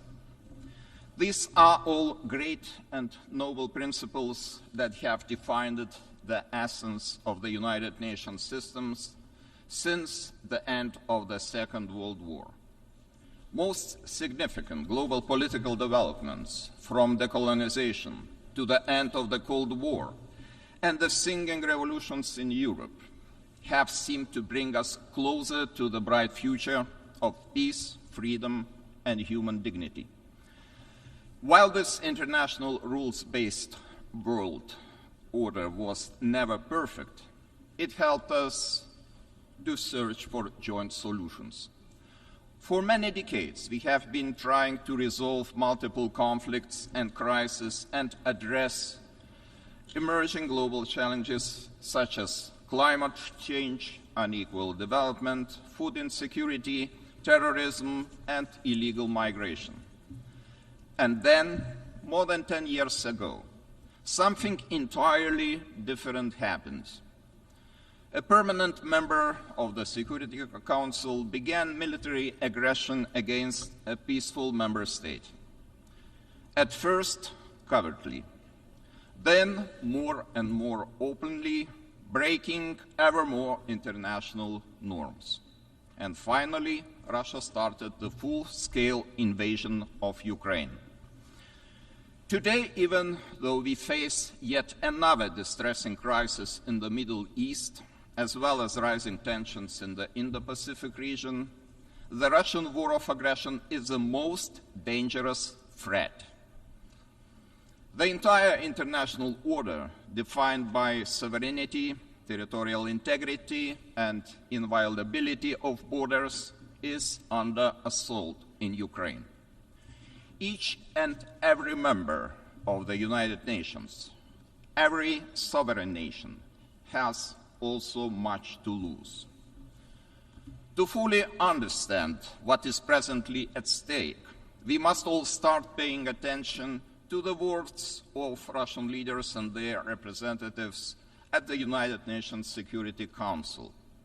How many times they have openly admitted the Kremlin intends to wipe Ukraine from the face of earth.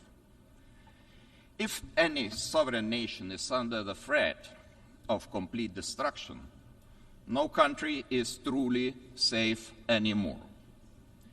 If the international community looks away and ignores the unpleasant truth, no country is safe anymore. And if mass killings, deportation, and deliberate actions on civilian population became the new norm, no country is truly safe anymore. That should be perfectly clear to anyone. That should disturb us all.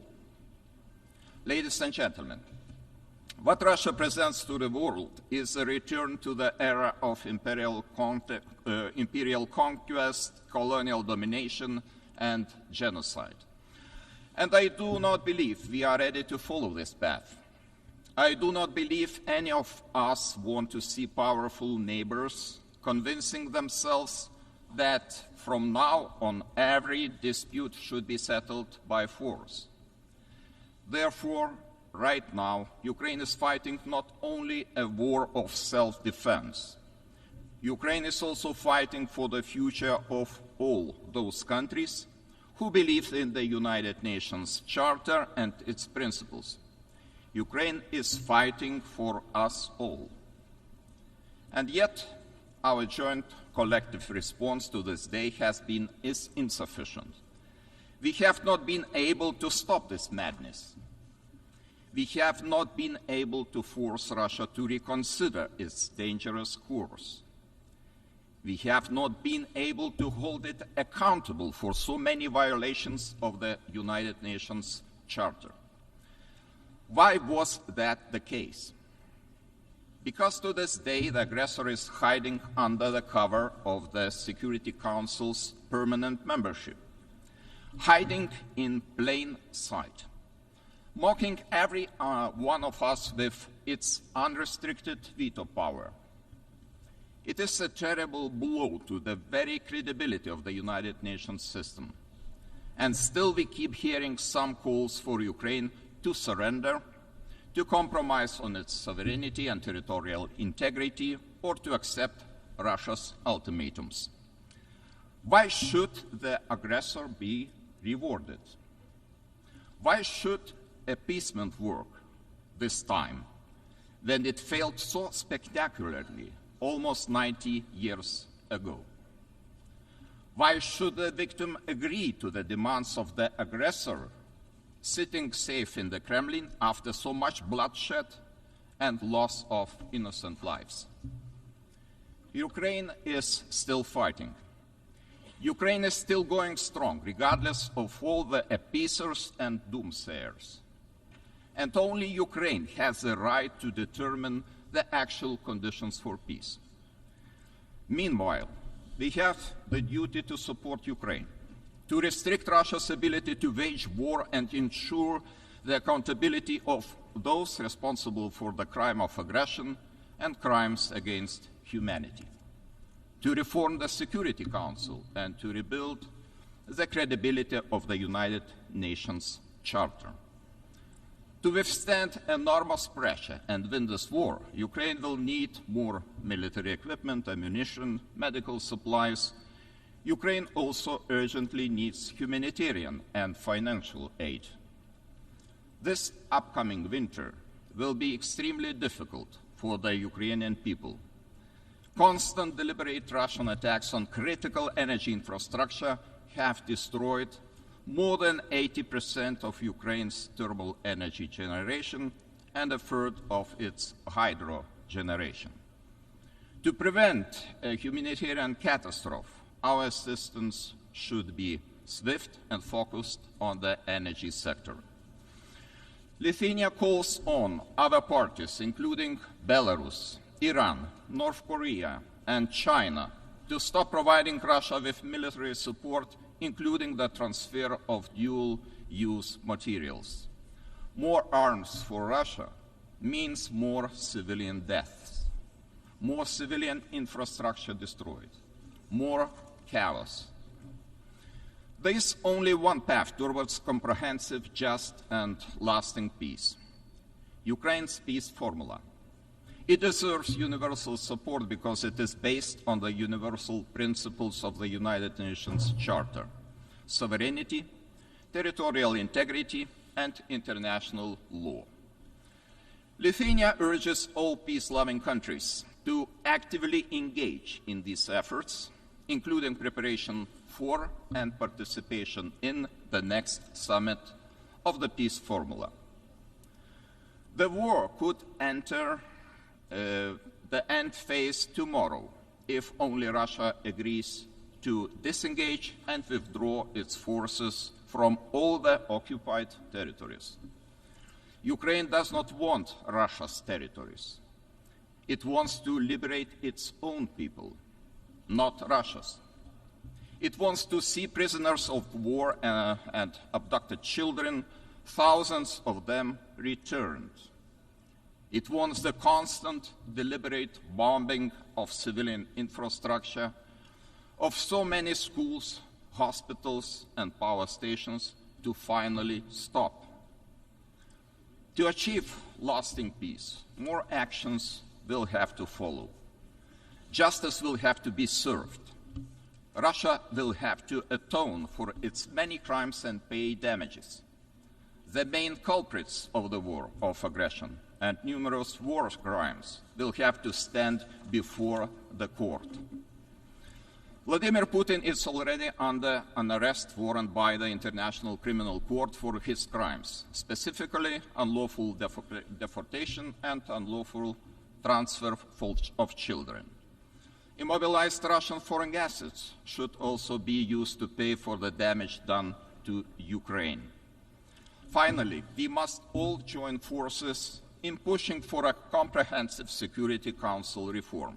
There is simply no place for Russia in the Security Council, which was created to maintain international peace and security.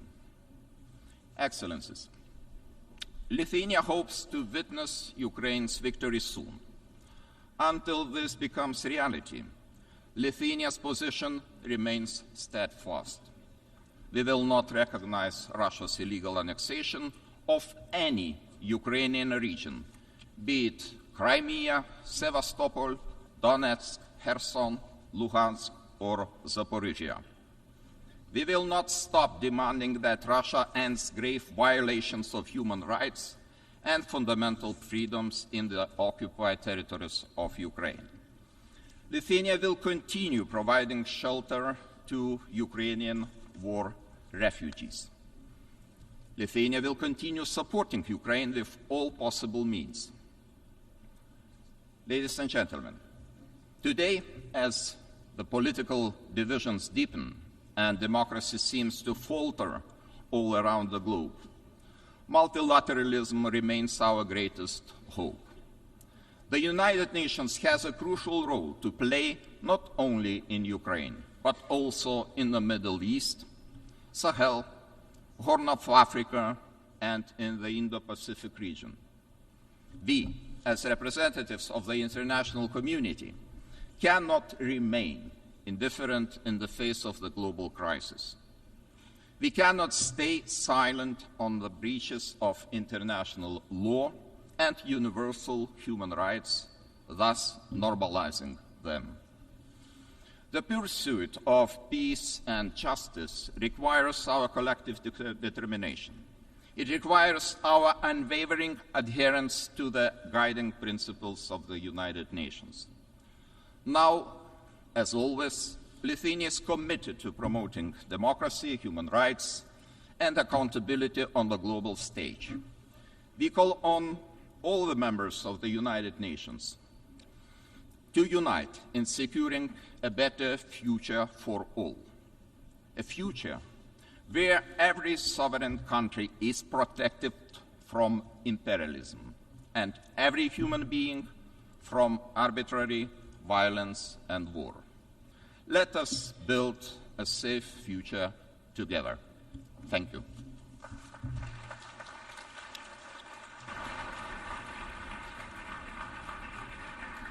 On behalf of the Assembly, I wish to thank the President of the Republic of Lithuania.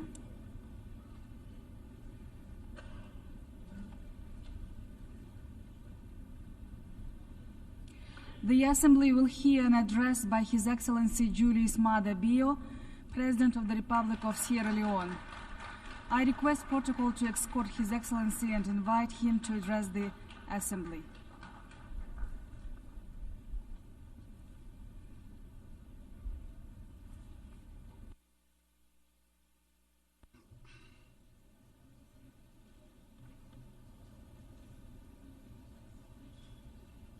Madam President,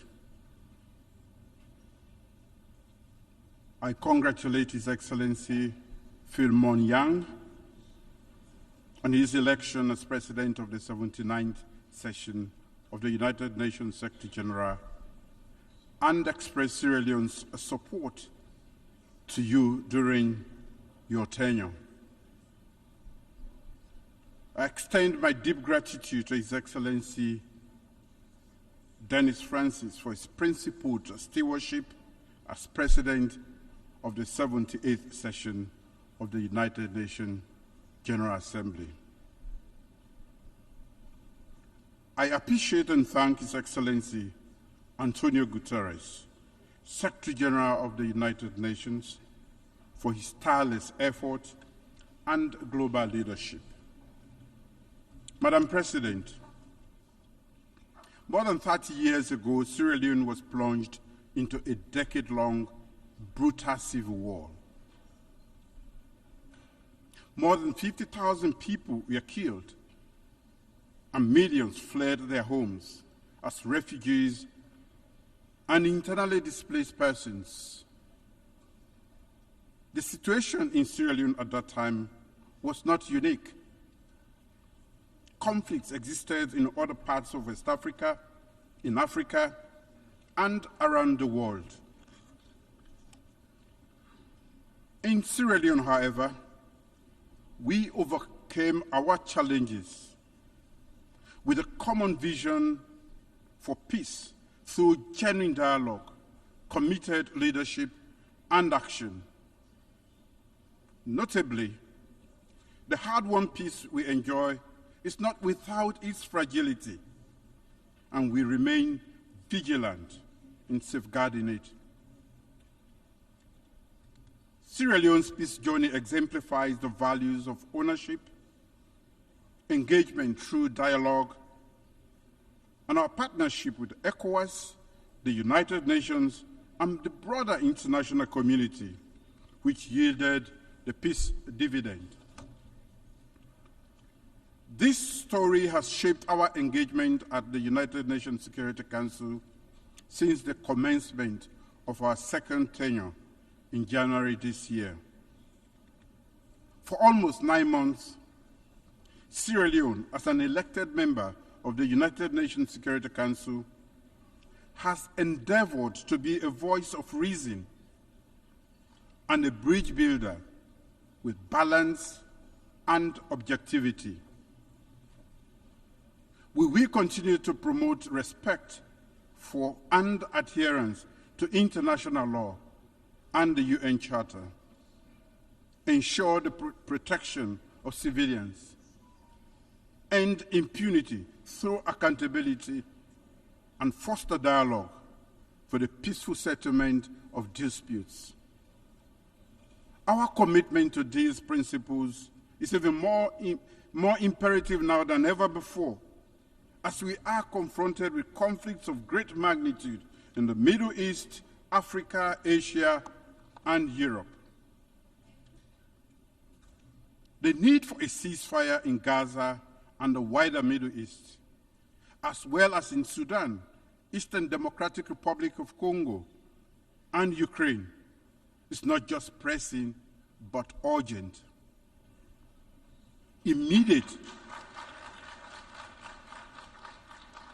Immediate action is required to prevent further loss of precious lives and human suffering. We need collective action to stop all conflicts and engage in meaningful dialogue so that the countries can move forward with their development agenda in peace, security, and stability. As a country that has experienced the devastating consequences of armed conflict, we acknowledge that peace cannot be achieved in isolation. It requires inclusive political processes, economic development, and respect for human rights. For the millions of civilians trapped in ongoing armed conflicts, words of condemnation and empathy alone are not enough. It is imperative that we act together as the United Nations with a sustained commitment to end the cycle of violence and give innocent civilians the opportunity to enjoy lasting peace and prosperity. In the Sahel and West Africa, the regional leadership has been hard at work to find urgent solutions to the numerous peace and security challenges, particularly to curb the spread of terrorism and violent extremism. I call upon the international community to strengthen support for African-led peace initiatives and for the United Nations to play a more active role in addressing the root causes of conflicts. The safety and security of the people in the Sahel and parts of West Africa require a strong commitment from all relevant actors to engage in political dialogue and diplomacy actively to ensure we provide countries in the front line, especially Burkina Faso, Mali, Niger, the necessary support they need. Commitment to political transition is necessary, but it should never be at the expense of the safety of vulnerable civilians. There can be commitment and action on both. I've called for meaningful dialogue and led by example by visiting the head of state of Burkina Faso before Sierra Leone assumed the presidency of the United Nations Security Council in August 2024. We need to build bridges, and this requires the international community's commitment to working with the regions to implement dialogue-based, region-led, and region-owned solutions. Madam President, our current tenure at the United Nations Security Council has reinforced the view that there is an urgent need for reform. Nearly 80 years after its creation, the Security Council has been stuck in time. Its imbalanced composition is unjust and at odds with current realities, undermining its legitimacy and effectiveness. Unfortunately, Africa remains the unquestionable victim in all of this. Without structural change, the Security Council's effective performance and legitimacy remains unquestionable. In a historic and successful debate, which I presided over during Sierra Leone's August presidency of the Security Council on addressing the historic injustice and enhancing Africa's effective representation in the Security Council, I spoke as a representative of the continent that has long been underrepresented in the decision-making processes that shape our world on matters of peace and security. That debate had an indisputable resonance. One, that the historical injustice being perpetrated against Africa must be rectified. Two, that Africa must be treated as a special case. And three, that it must be prioritized in the reform process.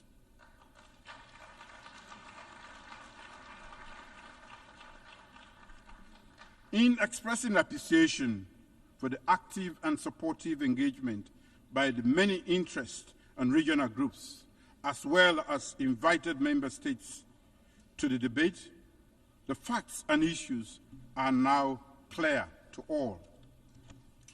Africa has long been marginalized in global decision-making processes, and its voices are often drowned out. The legacy of colonialism, economic exploitation, and political marginalization has left deep scars on the African continent, thereby affecting its development, stability, and influence in international affairs. This results in a lack of meaningful representation on issues that directly affect the continent, such as conflict prevention, conflict resolution, peacekeeping operations, and sustainable development. Addressing contemporary global security challenges require the collective wisdom and the cooperation of all nations, not just the privileged few or the most militarily or economically powerful. We urge that equitable representation of Africa, we argue that equitable representation of Africa will better equip the United Nations to tackle global challenges and foster a more just, fair, and peaceful world.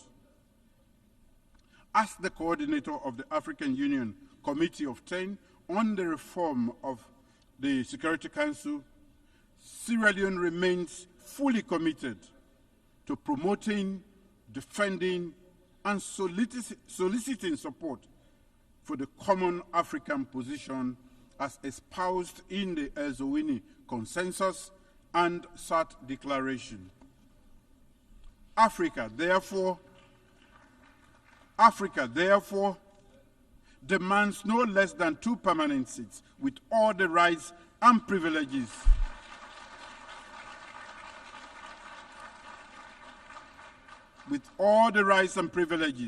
of the permanent members, including the right to veto and 2 additional seats in the non-permanent category of the Security Council.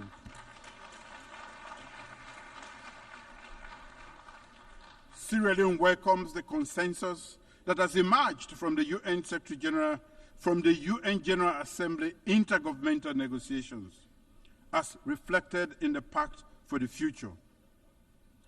And I quote, to address the historical injustice against Africa as a priority, and while treating Africa as a special case, improve the representation of the underrepresented and unrepresented regions and groups, end of quote. Let us work together to redress historical injustice and recreate a Security Council that truly reflects the diversity of the world that we live in today.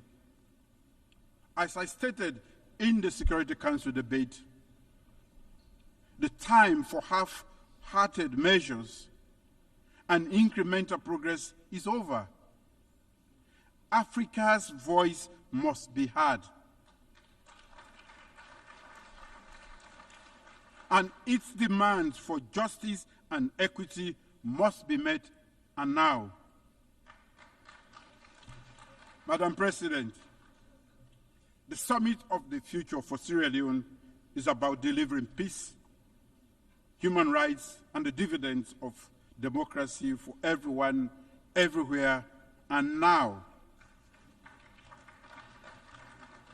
Accordingly, my government has laid out a strategic vision for Sierra Leone as captured in Sierra Leone's Medium-Term National Development Plan 2024-2030, a framework for delivering socio-economic development and prosperity for our people. Aligned to the Sustainable Development Goals and the African Union's Agenda 2063, our development plan serves as a comprehensive blueprint for transformative acceleration in critical areas such as agriculture, food security, human capital development, job creation for our youth, infrastructure development, and technology. With the adoption of the Pact for the Future, including the Declaration on Future Generations and the Global Digital Compact at the Summit of the Future, my government is reinforcing its commitment to championing and investing in human capital development. Human capital development is a profound commitment to our people's well-being and future.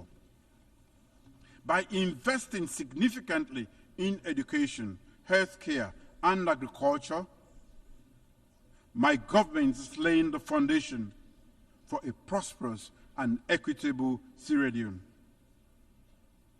Over the past 6 years, our achievements through our free quality education program, legislative reviews and governance reforms in the education sector, and radical inclusion strategy have been highly impactful, well acclaimed and seen as a good model for the world.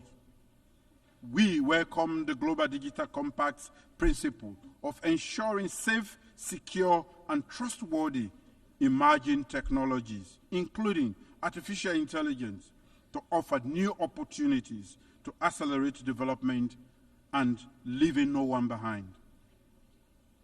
In the area of gender equality and women's economic empowerment, significant strides have been made, and they are some of the legacies my government will bequeath to our current and future generations. I recently signed into law this year a bill prohibiting child marriage.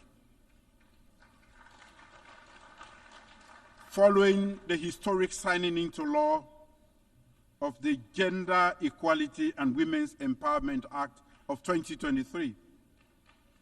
This is all meant to ensure the realization of the national aspiration for our women and girls to build an inclusive and equitable society. I remain steadfast in my commitment to ensuring that every girl and woman lives in a safe environment with ample opportunities to realize their full potential and thrive equally in the world.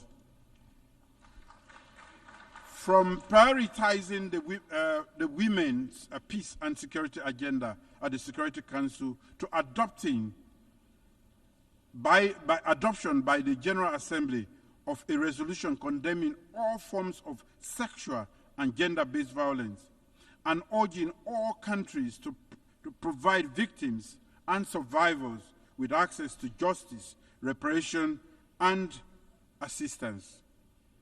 We will continue to advocate for women and girls across the globe.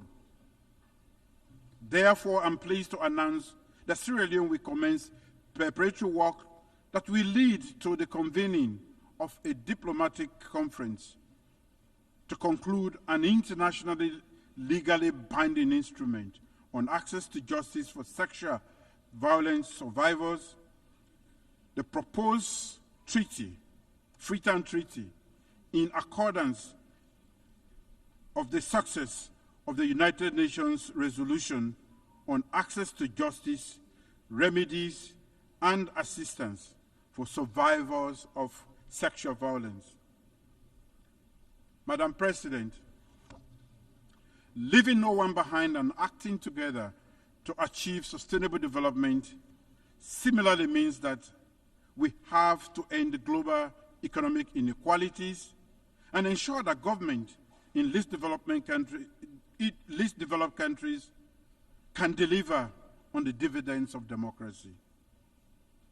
The unmanageable debt crisis, lack of capital flow, the devastating impact of climate change and lack of climate finance, conflicts, and political instability around the world are increasing the odds of developing countries not achieving the SDGs. The role of development finance institutions in supporting the objectives of national development plans of low-income countries, particularly those emphasizing the SDGs, is of great significance to their socio-economic development. At the International Development Association for Africa Heads of State Summit in Nairobi, April this year, Sierra Leone unreservedly expressed its endorsement of the Nairobi IDA communique.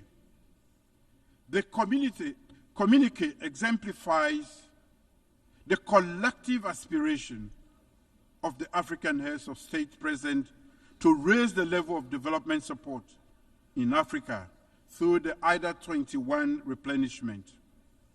I wish to re-echo that endorsement at this August gathering.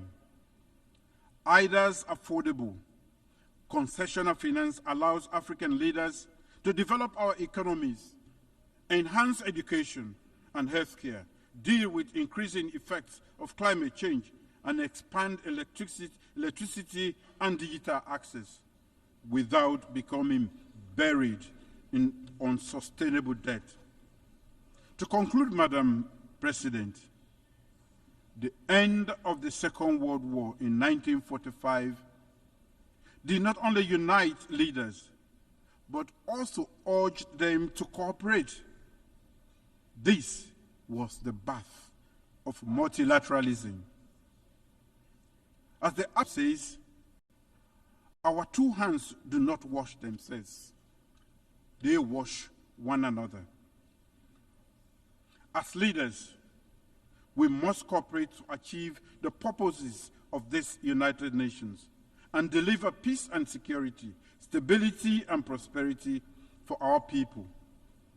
Divisions and unhealthy competition will only lead to humanity's destruction. We must ensure unity in diversity, where the rights of the weak and the minority are protected. So let us safeguard our multilateral system. Let us cooperate, acting together for the advancement of peace, sustainable development, and human dignity for present and future generations, leaving no one behind. Thank you.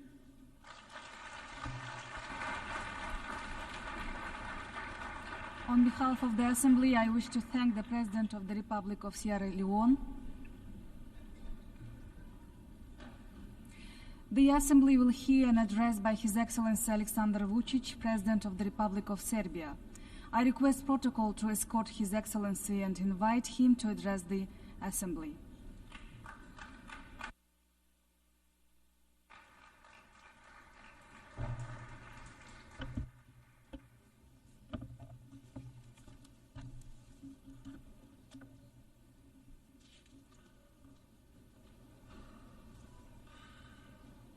Madam President, Excellencies, ladies and gentlemen, Mahatma Gandhi said, "There is no path to peace.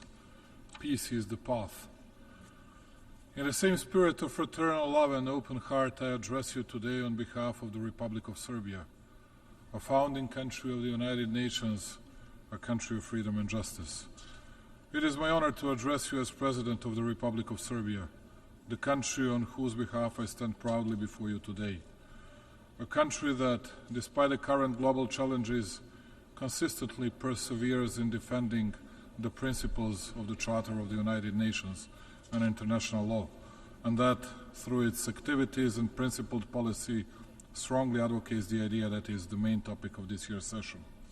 Ladies and gentlemen, when we talk about the current moment this year again, to my immense regret, I have to state that the situation in the world seems even more difficult and dark than a year ago. The tensions are growing and challenges are becoming more numerous and complex.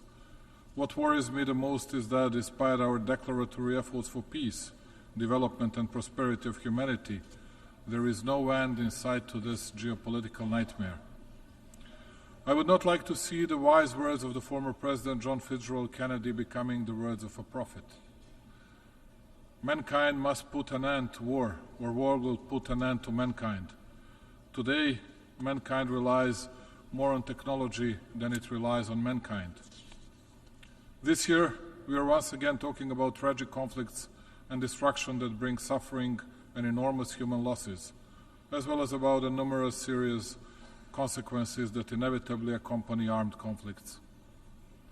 The Republic of Serbia and the Serbian people deeply sympathize and share the grief for all the lives lost in the conflicts happening around the world, including the tragic events in the Middle East and Ukraine. It is unforgivable that today, in the 21st century, we are talking about gruesome figures related to children who have died in conflicts. It seems absolutely incredible, but the world is on the verge of nuclear disaster and nuclear holocaust. In a desire to win and destroy the other one, step by step, we were getting closer to the verge of precipice, and eventually we got there. We live in a world where no one listens to anyone. There are only our arguments and our truth, while the other ones must disappear because they always endanger our or universally false values. We need to talk, even when we disagree. We need to restore the eroded credibility and authority of the United Nations.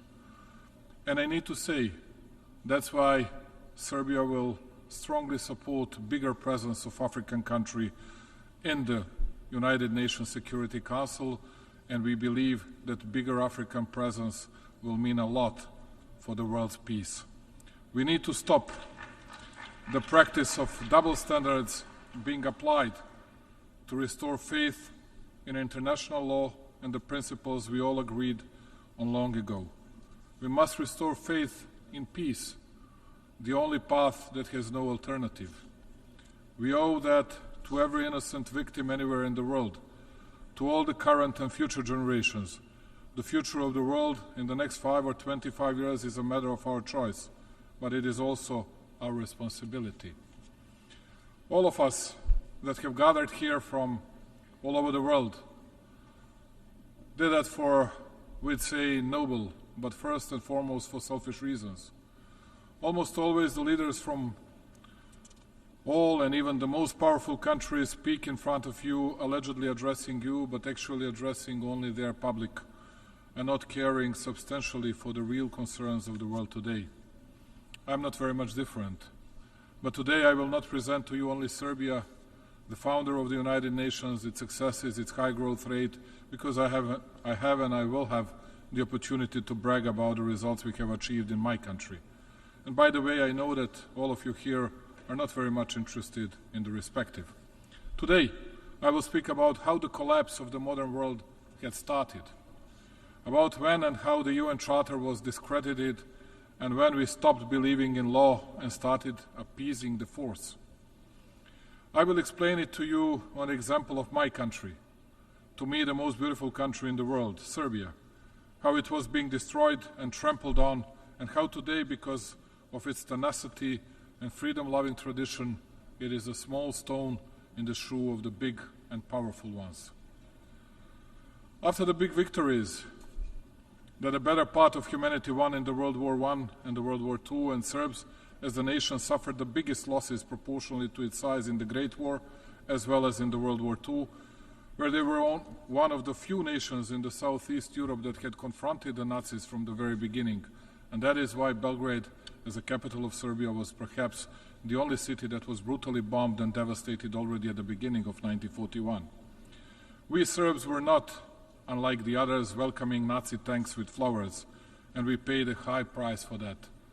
Nevertheless, neither crying nor laments from the distant past, nor the self-victimization are the subject of my speech today. I would like to warn you, dear friends, of what had happened to Serbia, a precedent that is being used and abused in different parts of the world, to warn you of the Pandora's box that was opened neither 2 nor 5 years ago, but much before, and that everybody is so loudly silent about. The absolute dominance of the Western capitalist way of manufacturing, its science and technology supremacy, convincing victory against the Eastern contenders, Soviet Union first of all, within the framework of the Third Industrial Revolution, brought the world, some would say, to the end of history and complete hegemony of the Western ideas in all spheres of social life. Apart from, of course, good things it had brought to the mankind, such a dominance of non-existence of balance and political multilateralism destroyed at the same time Soviet Union and Yugoslavia. Of course, it did not happen by accident. By all means, it did not happen by itself, but it was helped by the decisive involvement of the Western intelligence services, which were supported by the national corrupted elite, both in the Soviet Union and in Yugoslavia. Why am I mentioning all this? Because even today we heard from many that by attacking Ukraine, Pandora's box was opened. The undermining of international law took place, that it was the precedent not witnessed by Europe since the World War II. This is the utter untruth. Just to make things clear, Serbia supports the UN Charter, territorial integrity of Ukraine, and we did not question it for a moment, nor shall we. However, when the big leaders speak vigorously and ardently here about the need for Ukrainian freedom, about the observance of the UN and its Charter resolutions, I ask myself, why don't they observe the UN Charter and Resolution 1244 when it comes to the territorial integrity of Serbia, which in the strike of their own power in moments when they thought that they would violate the norms of international law the way they wanted, to the extent they wanted and so long as they wanted, because they had finally won against all the opponents, so it was possible for them to spill the rage upon one small nation and to relentlessly rush towards violation of all norms and regulations, not even trying to provide some explanations. That is why in 1999, here at the United Nations, they had tried to pass the decision on the attack and aggression against Serbia. And since the consent had not been reached, they had nevertheless taken the decision to attack, to bomb Serbia and commit aggression, because at that time they couldn't care less about the UN Charter, its resolutions and international law. They were uncontested power that did not ask anyone about anything, and they thought it would go on like that for hundreds of years. It was by accident that we, citizens of Serbia, were the ones who paid the high price. It could have been anybody else. Thereby, it does not even occur to me to say that we were angels and that there was no our responsibility in all that. But substantially, the destiny of one small nation with no right and justice applied was decided by the big and mighty Western powers. It is interesting that first they helped tear apart the big Yugoslavia along the lines of internal communist borders.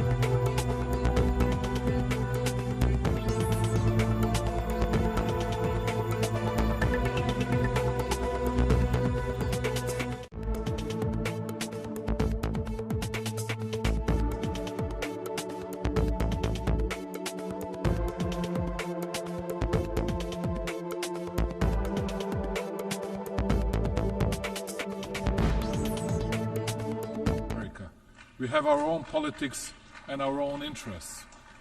And that is why I want to ask you something and tell you that the only hope, not only for my country, which I love more than anything in the world, but also for your countries, to understand well the mechanisms of lies, the mechanisms of fraud in international relations, and to try to gather here in the most important organization, to try to change it, to try to respect it, because it is the only way to preserve peace. This way, the world is on the verge of disaster, and everyone is allegedly defending principles. No one admits any mistakes, and it is clear to everybody that there are no principles anywhere, nor anybody has them. Neither ones nor the others. Only the small ones that have nowhere else to go, and the principles are the only thing they can grasp. And the only thing that has left to the big ones, once they have crushed all the small ones, is to eat each other. And when the bite is no longer so easy and small, it is then that they remember the principles and accuse the others for violating those same principles. A representative of my country, Vladislav Jovanovic, exceptional Serbian diplomat, very respected one, on that 24th of March 1999, when the aggression against Serbia started in the Security Council of the United Nations, on behalf of the government of the then Federal Republic of Yugoslavia, made an urgent appeal to all countries to categorically oppose to aggression against our country. And just hear his words 25 years after. If the aggression is not stopped, the precedent of such unpunished aggression will sooner or later lead to aggression against a number of other smaller and medium-sized countries. The real question is, which country is next? You could have heard today several proposals which country would be the next. Let me quote this time the Nobel Prize winner and the former President of the United States, Barack Obama. He said, "Peace is not merely the absence of visible conflict. It is the presence of justice, freedom, and opportunity for everyone." The unreasonable nature of the policy pursued by Pristina, so-called Kosovo authorities, the fanaticism and the persecution of everything Serbian in Kosovo and Metohija is reflected in a series of disturbing moves, from the ban on payments in the Serbian currency, dinar in Kosovo and Metohija, which has lasted for more than 6 months, and the ban on postal services, which is unique in the world, even for conflict areas, and which endangers the daily life of Serbs and other non-Albanian population, up to the ban on the visit of the head of the Serbian Orthodox Church, Porfirije, to the Patriarchate of Peć. Can the intrusion of the armed special so-called Kosovo police on 9th of September into the premises of the Support Me Association, made up of parents and children with developmental disabilities, be described as anything other than brutality and cruelty, as well as insanity? Real and lasting peace can be reached only by justice and respect for human rights, Nelson Mandela said.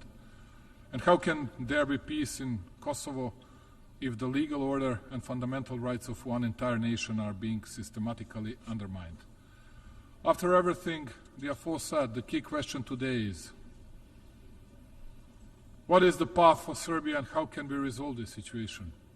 First and foremost, Serbia is on its European path, and it sincerely wants to be a part of the European Union. Serbia's economy is the most successful economy today in the entire Western Balkans region. But even today, the very same EU we strive to makes it clear to us through the statement of its spokesperson, Peter Stano, that it does not observe principles based on the UN Charter, and not even the decisions of their own European Council by supporting the independence of the so-called Kosovo, because that is the interest of the biggest and most powerful ones in the European continent. Serbia is a small country which cannot compete with the big powers, and we are fully aware of that. But nevertheless, we are obliged to ourselves and to our people, but also to all the friends in the world. And that obligation is not to lie to anyone, but to tell the truth to everybody. Since all these big ones are interested neither in law nor in truth, there is nothing left to small but proud Serbia, but to be dedicated and committed to its economic progress, accelerated growth, new technologies and innovation, to look towards the future and to wait for the moment when the principles of international law observance will be brought back to the world's political stage. We will remain committed to the dialogue with Pristina and under the auspices of the EU and we will fight to preserve peace. There is only one thing that we will never give to anyone, that is freedom and independence of Serbia. As the President of Serbia, I believe in a world based on real and not false values, and I believe that the strength of the developing countries, all of us who have raised our heads and who dare to say the truth, will be a foundation of a new, different, and a better world.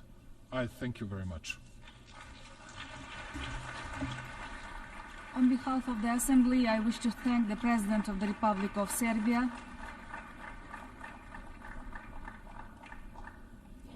the Assembly will hear an address by His Excellency João Manuel Gonçalves Lourenço, President of the Republic of Angola. I request protocol to escort His Excellency and invite him to address the Assembly.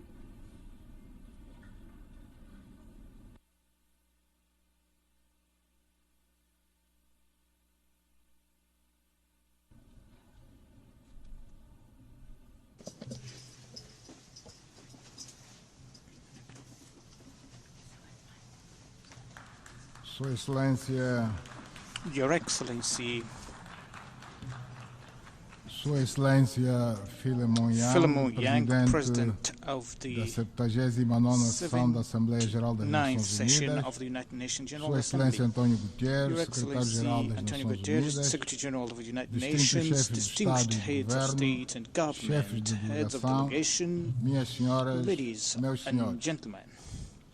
É com um sentimento de honra muito particular que me dirijo a Vossas Excelências e a todos os participantes nesta 79ª Sessão da Assembleia Geral das Nações Unidas, que se realiza dentro de um contexto internacional bastante preocupante, onde sobressai o agravamento das tensões nas relações internacionais pela multiplicidade de conflitos de natureza e intensidades distintas em vários pontos do nosso planeta. Afigura-se naturalmente compreensível que em presença de um ambiente de instabilidade e insegurança tão elevada, seja muito mais difícil realizar os grandes objetivos de desenvolvimento sustentável e outros traçados por esta organização, para que consigamos alcançar todas as metas a que nos propusemos.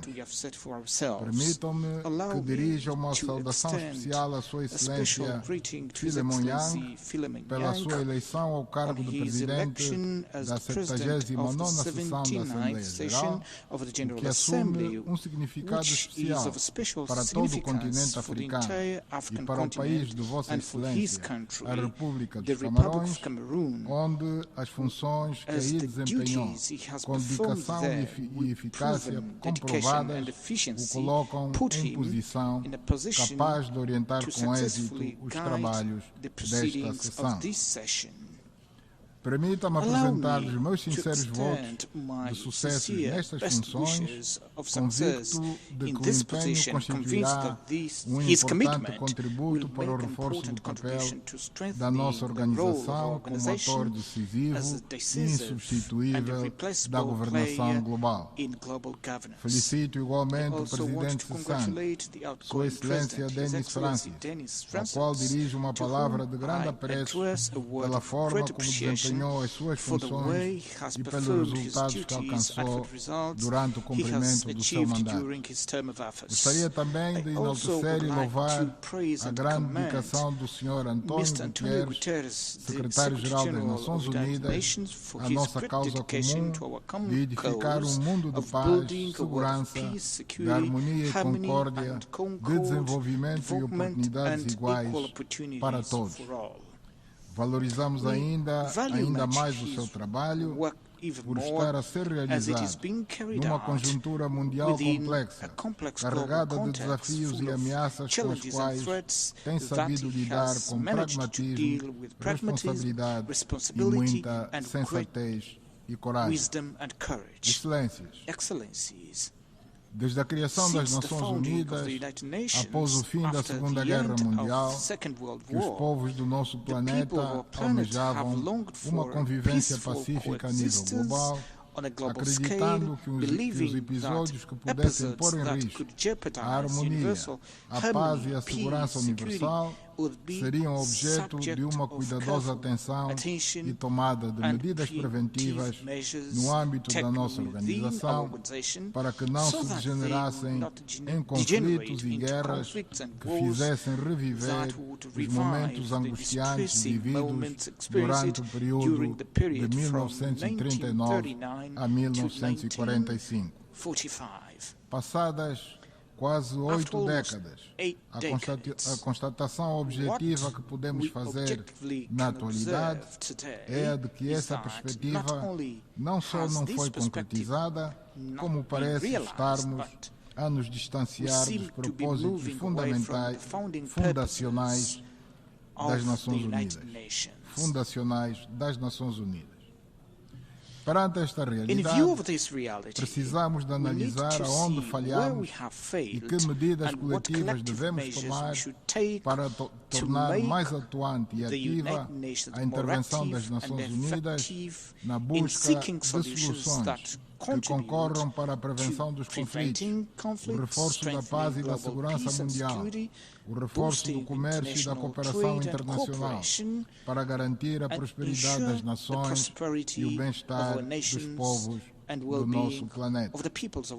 Assistimos hoje a uma tentativa de se esvaziar, ignorar ou mesmo substituir o papel e a importância das Nações Unidas na resolução das grandes questões que afligem a humanidade, nomeadamente aquelas que têm a ver com a paz e segurança universais. Neste contexto, não existe palco mais adequado do que esta magna Assembleia para inverter esta realidade e assumirmos a urgente necessidade da reforma desta instituição, colocando especial ênfase na adequação do Conselho de Segurança às realidades do mundo contemporâneo. O seu atual formato e composição ainda refletem a realidade do pós-guerra, em muito ultrapassada pelo tempo e desenvolvimento de outras regiões do planeta, muitas delas de países então colonizados, que hoje são países independentes, membros das Nações Unidas. A reforma do Conselho de Segurança da Organização das Nações Unidas e das instituições financeiras internacionais saídas de Bretton Woods afigura surgente e premente para dar voz aos países do sul global, nomeadamente à África, à América Latina, ao Médio Oriente e ao subcontinente indiano. O imperativo do multilateralismo deve prevalecer como o único quadro verdadeiramente capaz de salvaguardar os interesses comuns a toda a humanidade, em cujo âmbito devemos reafirmar o nosso resoluto compromisso com a diplomacia, o diálogo inclusivo e o recurso a meios pacíficos para a resolução de conflitos. É dentro deste espírito que a República de Angola está profundamente empenhada no processo de busca de soluções para conflitos em África, dando aqui nota de que o esforço maior neste momento centra-se no conflito que se desenvolve no leste da República Democrática do Congo, sem descurarmos os que ocorrem no Sudão e na região do Sahel. No quadro do processo de Luanda, foi alcançado um cessar-fogo no leste da RDC, que entrou em vigor no passado dia 4 de agosto do corrente ano. Para que se consolidem os ganhos obtidos, foi colocada sobre a mesa uma proposta de um acordo de paz formulada pela República de Angola, envolvendo a República Democrática do Congo e a República de Ruanda, cujos termos vêm sendo discutidos pelas partes a nível ministerial, com a perspectiva de que venham a alcançar entre si um entendimento que justifique a realização de uma reunião cimeira para selar a assinatura do acordo de paz definitivo e o restabelecimento das relações entre a RDC e o Ruanda. Preocupa-nos muito seriamente a situação que prevalece no Sudão, onde se desenrola uma guerra violenta com consequências humanitárias de proporções dramáticas perante uma certa apatia da comunidade internacional que deve procurar convergir os seus esforços e agirem em coordenação com a União Africana no sentido de se promover e se alcançar a paz duradoura.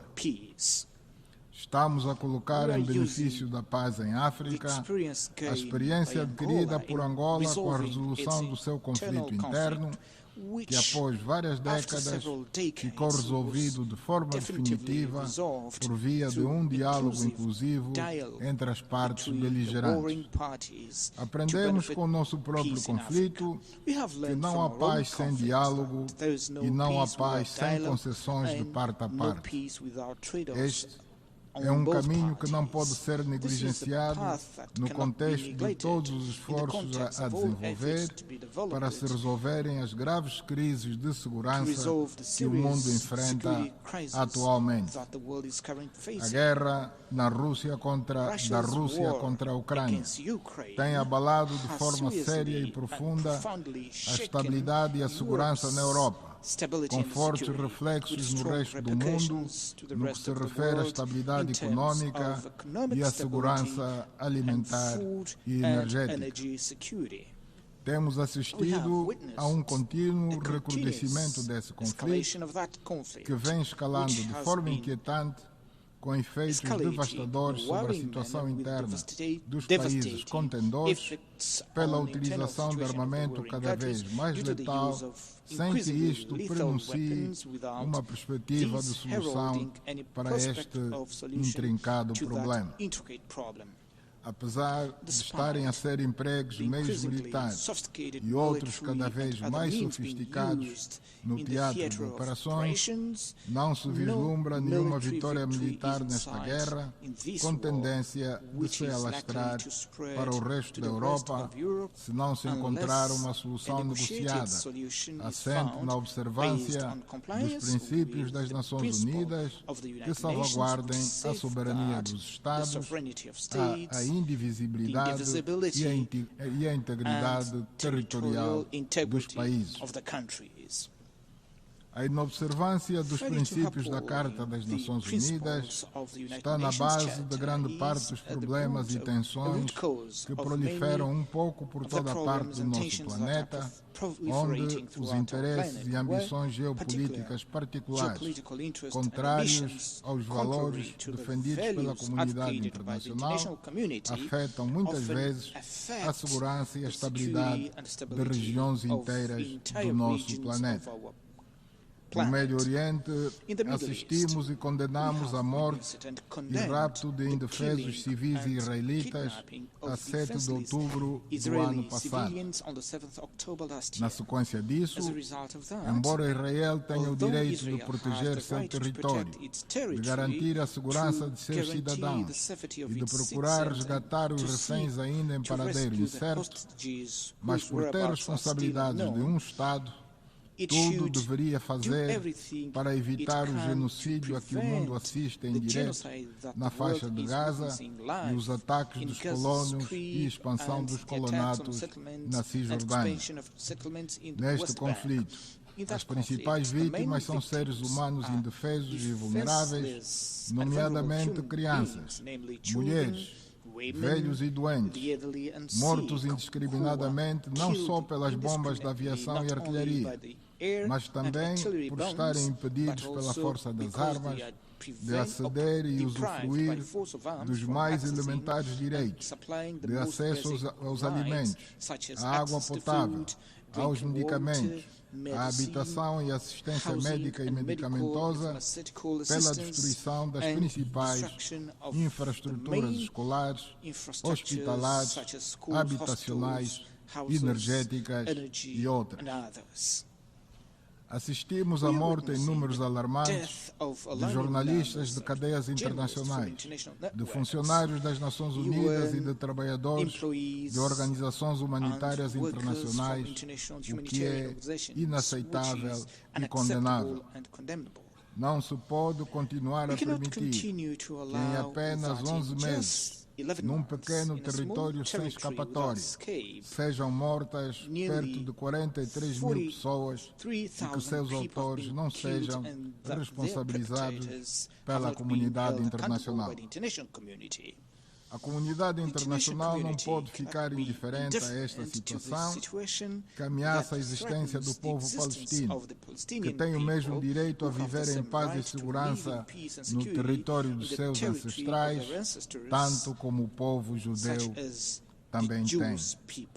Preocupa-nos a escalada deste conflito para outros países, porque ameaça a paz e segurança em todo o Médio Oriente e abre a perigosa possibilidade do envolvimento direto das grandes potências mundiais e, com isso, a internacionalização do conflito, com todas as consequências possíveis à escala global. Estamos perante um facto que, mais uma vez, coloca em destaque o papel das Nações Unidas, as suas decisões e resoluções, que, se forem estrita e rigorosamente observadas, resolvem o impasse à volta da criação do Estado soberano da Palestina, única via capaz de pôr um fim definitivo ao problema que o Médio Oriente enfrenta há décadas. Aproveito esta ocasião para apelar mais uma vez à necessidade de se pôr fim ao embargo contra Cuba e as sanções contra o Zimbábue. A atual presidente em exercício da nossa Comunidade Econômica Regional, a SADC, por serem injustas e desumanas, por aumentarem o sofrimento de seus povos e entravarem sobremaneira o desenvolvimento econômico e social daqueles países. Excelências, dentro do esforço coletivo empreendido pelas nações do nosso planeta em favor da consolidação da paz, os países africanos têm procurado contribuir de forma cada vez mais efetiva em missões das Nações Unidas destinadas a estabilizar países e regiões em conflito. Muitas vezes, estas operações de paz não se realizam com a frequência e a efetividade que se impõem por limitações financeiras dos países que se dispõem a participar. Felizmente, esta condicionante parece estar finalmente ultrapassada ao nível do Conselho de Segurança, o que representa um passo determinante no reforço da operacionalidade e efetividade das missões de paz e estabilidade lideradas pela União Africana, que dispõe doravante de um mecanismo de financiamento mais adequado às suas operações. Saúdo vivamente estes desenvolvimentos, sobretudo porque a África quer estar cada vez mais presente, não só na abordagem, como também nos processos de decisão e resolução relativos aos grandes temas mundiais. Excelências, pretendemos ser parte da construção de uma nova arquitetura financeira internacional, em cujo âmbito se impõe uma colaboração mais estreita entre os Estados, com vista a um combate efetivo ao fluxo ilícito de capitais e à recuperação dos ativos, que é, muitas vezes, incompreensivelmente dificultada pelos países que detêm os fundos sob seu controle. É importante fazer notar que os recursos que advêm da recuperação de ativos tenham um efeito direto sobre a implementação dos Objetivos de Desenvolvimento Sustentável e, por conseguinte, sobre a melhoria das condições gerais de vida das populações. Angola tem tido importantes progressos na luta contra a corrupção, com casos concretos de cidadãos julgados e condenados que viram seus bens recuperados a favor do Estado por força das sentenças ditadas em tribunal e confirmadas pelo competente Tribunal de Apelação. No que diz respeito à recuperação de ativos, tivemos 2 casos de sucesso em que contamos com atitude bastante responsável e de respeito à nossa soberania por parte das autoridades do Reino Unido, que devolveram a Angola 2,5 mil milhões de dólares americanos que estavam num banco em Londres, sendo justo reconhecê-lo publicamente a partir desta tribuna mundial. Lamentavelmente, nem todos os países que aceitaram receber esses ativos da corrupção, sem questionar na altura as origens dos mesmos, respeitam hoje as sentenças dos nossos tribunais, que são de cumprimento obrigatório. Alguns desses países se arrogam mesmo ao direito de questionar a credibilidade dos nossos tribunais, quase que querendo rever as sentenças emitidas pelos mesmos, como se de órgãos de apelação extraterritoriais se tratasse. Esses ativos são propriedade dos nossos Estados já empobrecidos ao longo do período colonial. Vamos, por isso, continuar a lutar com todas as nossas forças para a recuperação dos ativos desviados do erário público e que muita falta fazem para a construção de infraestruturas escolares, hospitalares, de energia e água, rodoviárias e outras. Excelências, minhas senhoras e meus senhores, a República de Angola defende a implementação urgente de reformas que conduzam a uma representatividade mais justa dos países africanos no seio das principais instituições financeiras internacionais, para defendermos a tomada de decisões e a elaboração de políticas que impactam no cotidiano das populações dos países alvos das mesmas. Estamos firmemente empenhados em não deixar ninguém para trás, atuar em conjunto para a promoção da paz, do desenvolvimento sustentável e da dignidade humana para as gerações presentes e futuras. Em torno deste lema, da 79ª sessão, devemos mobilizar esforços, capacidades e todos os recursos ao nosso alcance para promover políticas, medidas e programas que tornem possível a concretização das intenções que o mesmo encerra. Minhas senhoras, excelências, minhas senhoras, meus senhores, a República de Angola realiza um grande esforço para colocar o país na rota do progresso e do desenvolvimento, na base de políticas que estabelecem prioridades contidas no Plano de Desenvolvimento Nacional, que tem como eixos principais a diversificação da economia, a redução da dívida pública, a mobilização de receitas internas, a otimização da despesa pública nas áreas prioritárias da saúde e da educação e da execução de programas específicos de proteção social. As tarefas a que nos propusemos realizar nos domínios que referi são complexas, requerem tempo e recursos humanos suficientemente capacitados para as executar com sucesso, mas não obstante este quadro, estamos a registrar progressos encorajadores cujos benefícios se farão sentir com o decorrer do tempo. Inscrevo no conjunto das iniciativas bem-sucedidas a construção de sistemas de transferência de água para zonas fortemente afetadas pela seca no sul de Angola, onde a pobreza e a miséria estão a abrir caminho a uma perspectiva de prosperidade e uma vida mais digna para as populações que passaram a poder contar com água disponível em quantidade suficiente para transformar zonas áridas em zonas de produção agrícola e de criação de animais sem os riscos anteriores que punham em causa a própria sobrevivência humana e animal.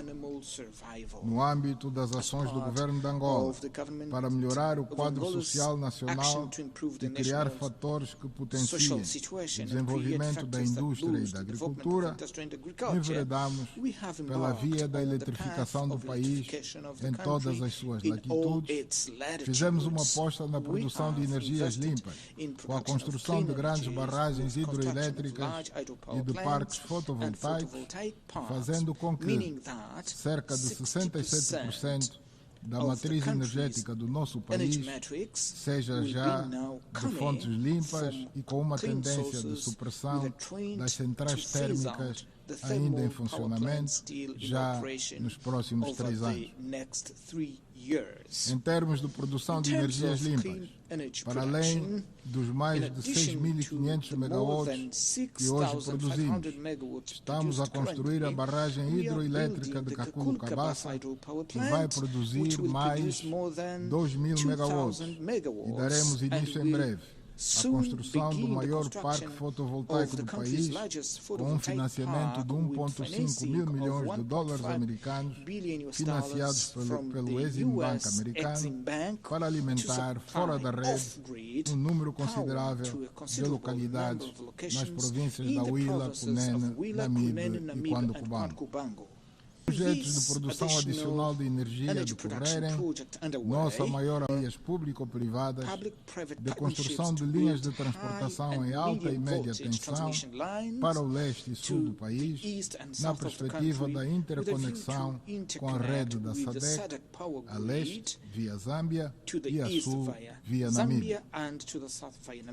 Dispomos atualmente de uma considerável oferta de produção de energia elétrica que carece de redes de transportação e distribuição para a levarmos aos potenciais beneficiários em todos os pontos do país e também aos países da África Austral que necessitam deste recurso para o seu desenvolvimento. Os investidores interessados têm agora a oportunidade de vender energia elétrica produzida em Angola aos clientes das zonas de exploração mineira da RDC e da Zâmbia, assim como aos países da SADC no geral, com destaque para o maior consumidor industrial e doméstico, que é a África do Sul. Angola desenvolve um conjunto de iniciativas que se enquadram no esforço de assegurar a implementação da Agenda Climática Internacional, dando realce às medidas destinadas à mitigação e adaptação às alterações climáticas, cuidando sempre da exploração responsável dos nossos recursos fósseis, para garantir o desenvolvimento e o bem-estar das nossas populações. Importa realçar o grande investimento público que Angola vem realizando no setor da saúde em todo o país, com a construção a ritmo acelerado de infraestruturas hospitalares dos 3 níveis de atendimento, bem equipadas e com um ambicioso programa de formação e recrutamento de profissionais de saúde para o nosso Sistema Nacional de Saúde. Minhas senhoras, meus senhores, nos tempos que correm, de entre as grandes prioridades do continente africano, inscreve-se a questão do desenvolvimento assente na promoção e intensificação do comércio, para o que se afigura essencial a construção de infraestruturas que garantam a conectividade entre os países africanos, a mobilidade dos operadores econômicos e favoreçam o livre comércio entre todos no âmbito da Zona de Livre Comércio Continental Africana. Dentro desta perspectiva, a República de Angola estabeleceu parcerias ao nível internacional para garantir a operacionalização do caminho de ferro de Benguela, dos portos mineraleiro e comercial do Lubito, no quadro do grande projeto transnacional de transporte e de logística do corredor do Lubito, que vai assegurar o escoamento mais rápido, mais seguro e a preços mais competitivos dos minérios, produtos agrícolas e industriais produzidos na República da Zâmbia, na República Democrática do Congo e em Angola, através do Oceano Atlântico para o resto do mundo. Este é projeto catalisador que vai mudar o panorama econômico em Angola e na África Austral, permitindo o surgimento de conjunto de vários empreendimentos ao longo do mesmo corredor do Lito, com impacto direto nas economias da sub-região austral da África e de outras do nosso continente. Excelências, minhas senhoras, meus senhores. A República de Angola é país hospitaleiro, aberto ao mundo e sempre disponível para funcionar como parceiro proativo para ajudar no incremento da cooperação global, em prol do desenvolvimento e da implementação de ações conjuntas e complementares que ajudem a responder aos desafios permanentes do combate ao terrorismo internacional e de outras ameaças à paz, à segurança mundial e ao desenvolvimento sustentável. Com a melhoria do ambiente de negócio nos últimos anos, estamos abertos ao turismo e ao investimento privado direto em praticamente todos os ramos da nossa economia que sejam do interesse dos investidores. Bem-vindos a Angola. E muito obrigado pela atenção dispensada. On behalf of the Assembly, I wish to thank the President of the Republic of Angola. We have heard the last speaker in the general debate for this meeting. The 8th plenary meeting to continue with the general debate will be held immediately following the adjournment of this meeting. The meeting is adjourned. The 8th plenary meeting of the General Assembly is called to order.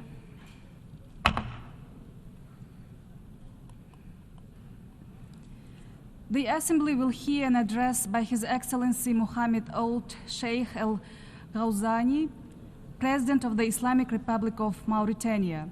I request protocol to escort His Excellency and invite him to address the Assembly.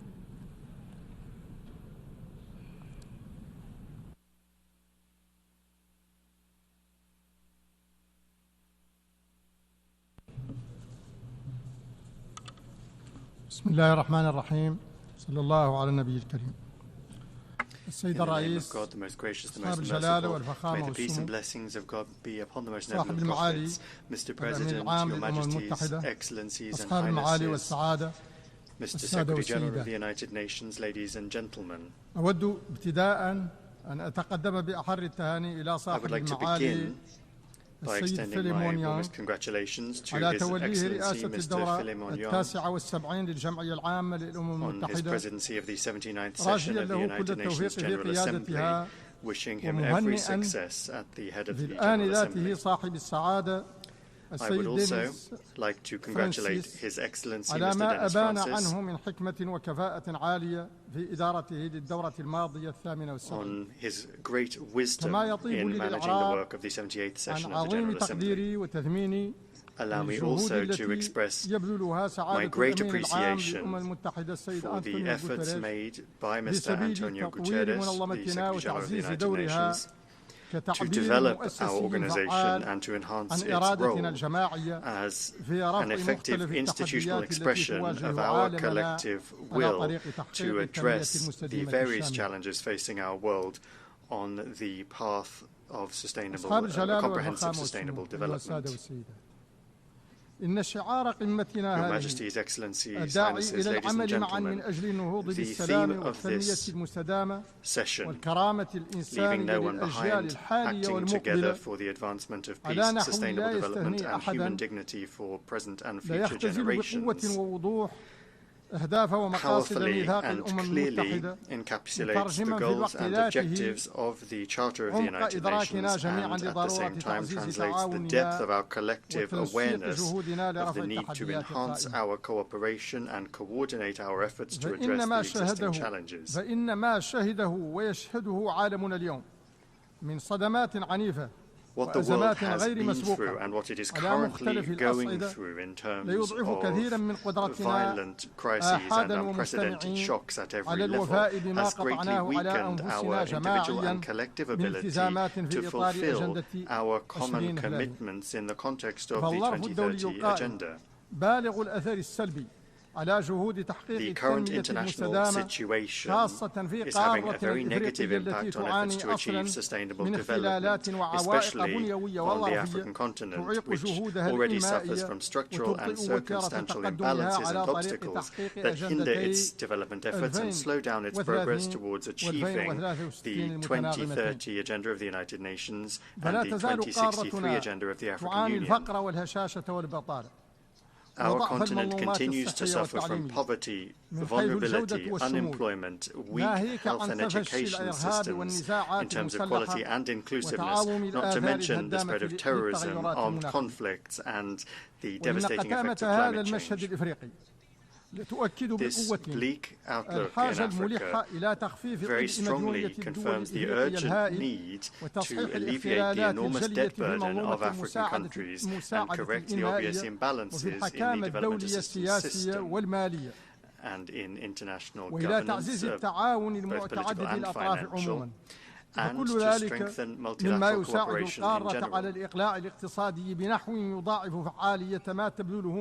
This could bring the continent towards economic growth in a way that doubles the effectiveness or to redouble efforts to fulfill the commitments made by countries vis-à-vis the 2030 Agenda and the international community. In the Islamic Republic of Mauritania, جعلنا من تحقيق أهداف التنمية المستدامة هدفا مركزيا تتكامل في العمل على تحقيقه كل سياساتنا العمومية.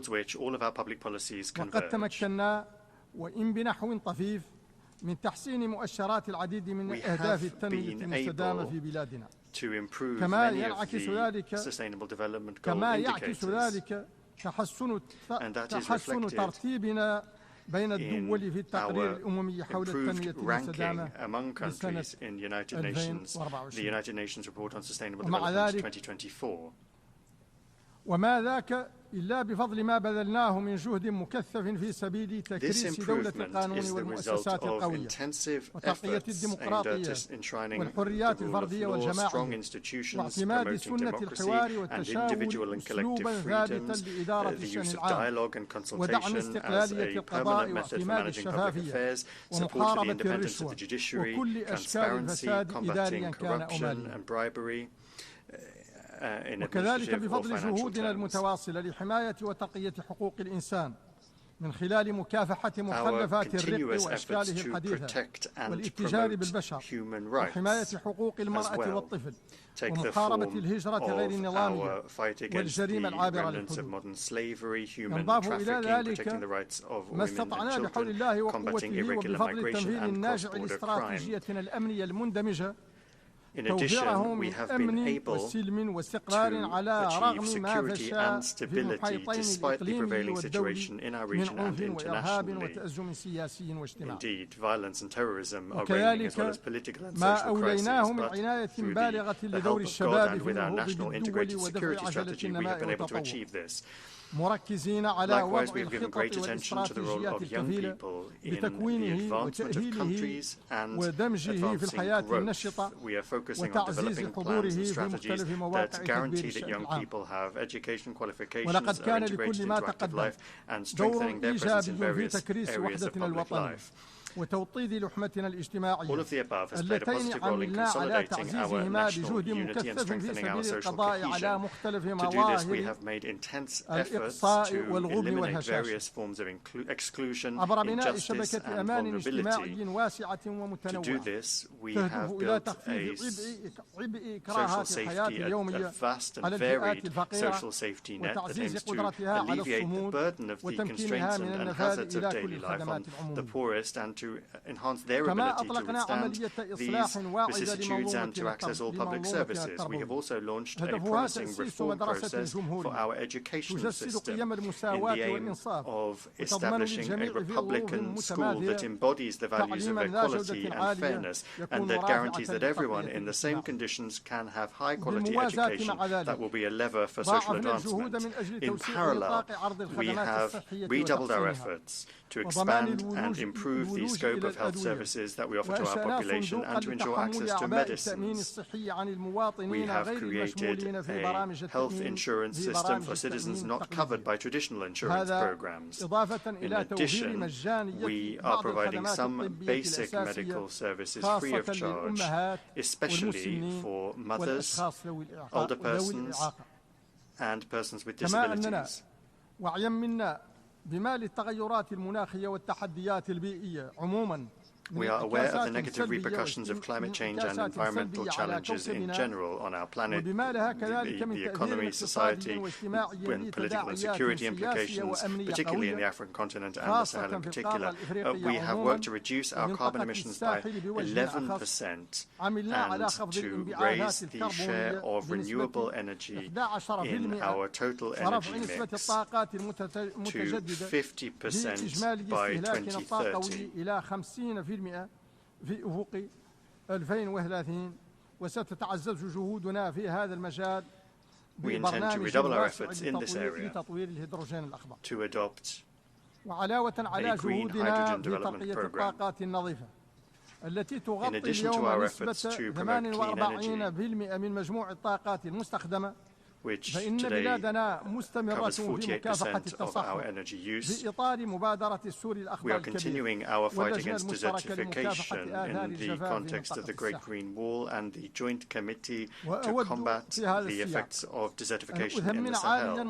في In this context, I would like to applaud the outcomes of COP28 التي احتضنتها الإمارات العربية المتحدة نهاية العام الماضي by the United Arab Emirates at the end of last year. أن تتعزز تلك المكاسب البيئية خلال الدورة القادمة gains will be strengthened during the upcoming session, which will be hosted by Azerbaijan this year. بأن تحترم الدول الصناعية التزاماتها بحد الانبعاثات that industrialized countries will respect their commitments to reduce their emissions and fulfill their pledges from the Paris Summit.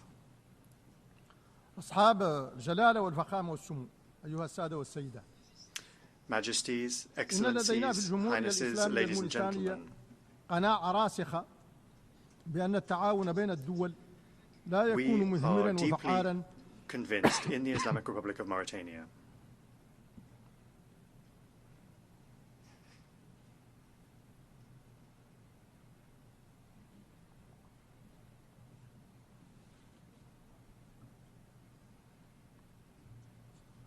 إن لدينا في الجمهورية الإسلامية الموريتانية قناعة راسخة بأن التعاون بين الدول لا يكون مثمرا وفعالا إلا بقدر ما يكون قائما على الصداقة والثقة The effectiveness of cooperation between states depends on relationships based on friendship, trust, and mutual respect.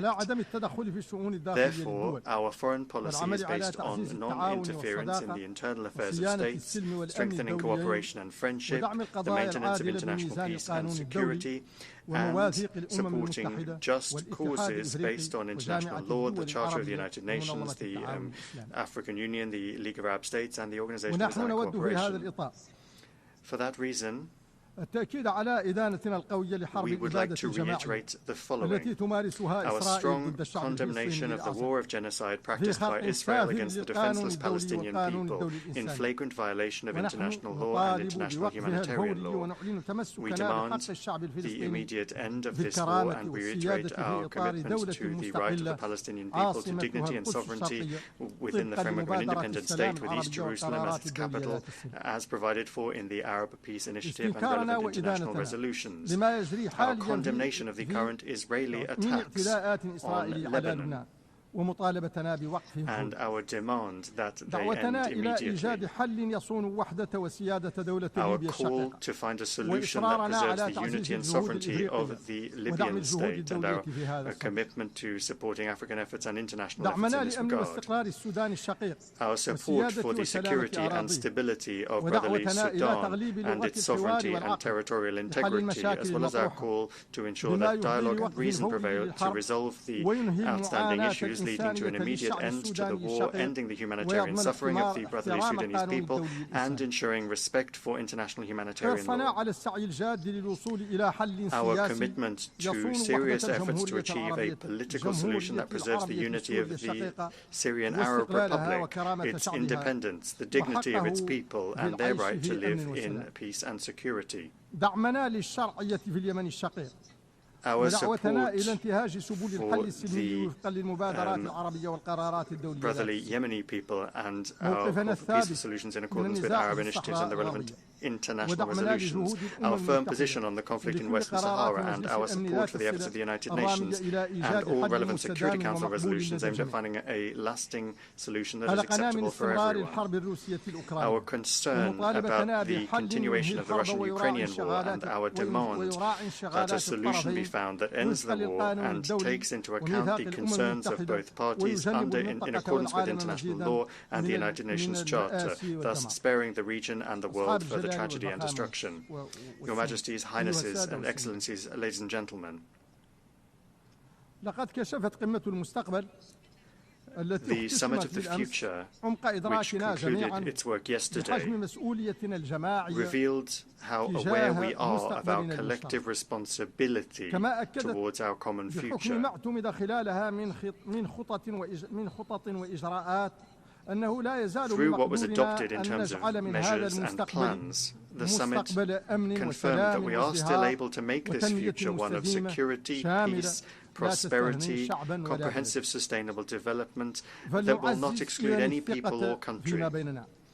Let us therefore strengthen mutual trust, intensify our multilateral cooperation, and accelerate the reform of international political and financial governance rules so that they are more just, more balanced, and more equitable. And then, God willing, we will be able to save our planet from perdition and secure a bright future for current and future generations. Thank you. On behalf of the Assembly, I wish to thank the President of the Islamic Republic of Mauritania. The Assembly will hear an address by His Excellency Sadir Japarov, President of the Kyrgyz Republic. I request protocol to escort His Excellency and invite him to address the Assembly.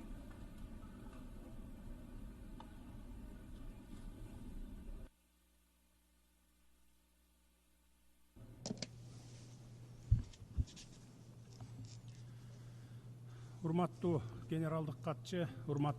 Secretary General, Mr. President, distinguished heads of delegations, ladies and gentlemen, I extend my congratulations to the African nations and the esteemed Mr. Philemon Yang on being elected as the President of 79th session of the UN General Assembly. I wish you success in the important and assure you that Kyrgyzstan will provide full support to your presidency in the interests of peace and sustainable development. I also express my gratitude to the esteemed Mr. Dennis Francis for his active work as President of the 78th session. On behalf of the Kyrgyz Republic, I reaffirm our commitment to international law, the principles and provisions of the UN Charter, and express our full support for the organization's efforts to ensure international security, address global social, economic, and climate challenges, and protect human rights and freedoms. The modern global challenges such as the climate crisis, food security threats, and growing inequality require the united efforts of the international community. In this turbulent period, I urge all states to continue supporting the UN in its core mission, ensuring peace and preventing contemporary risks and threats.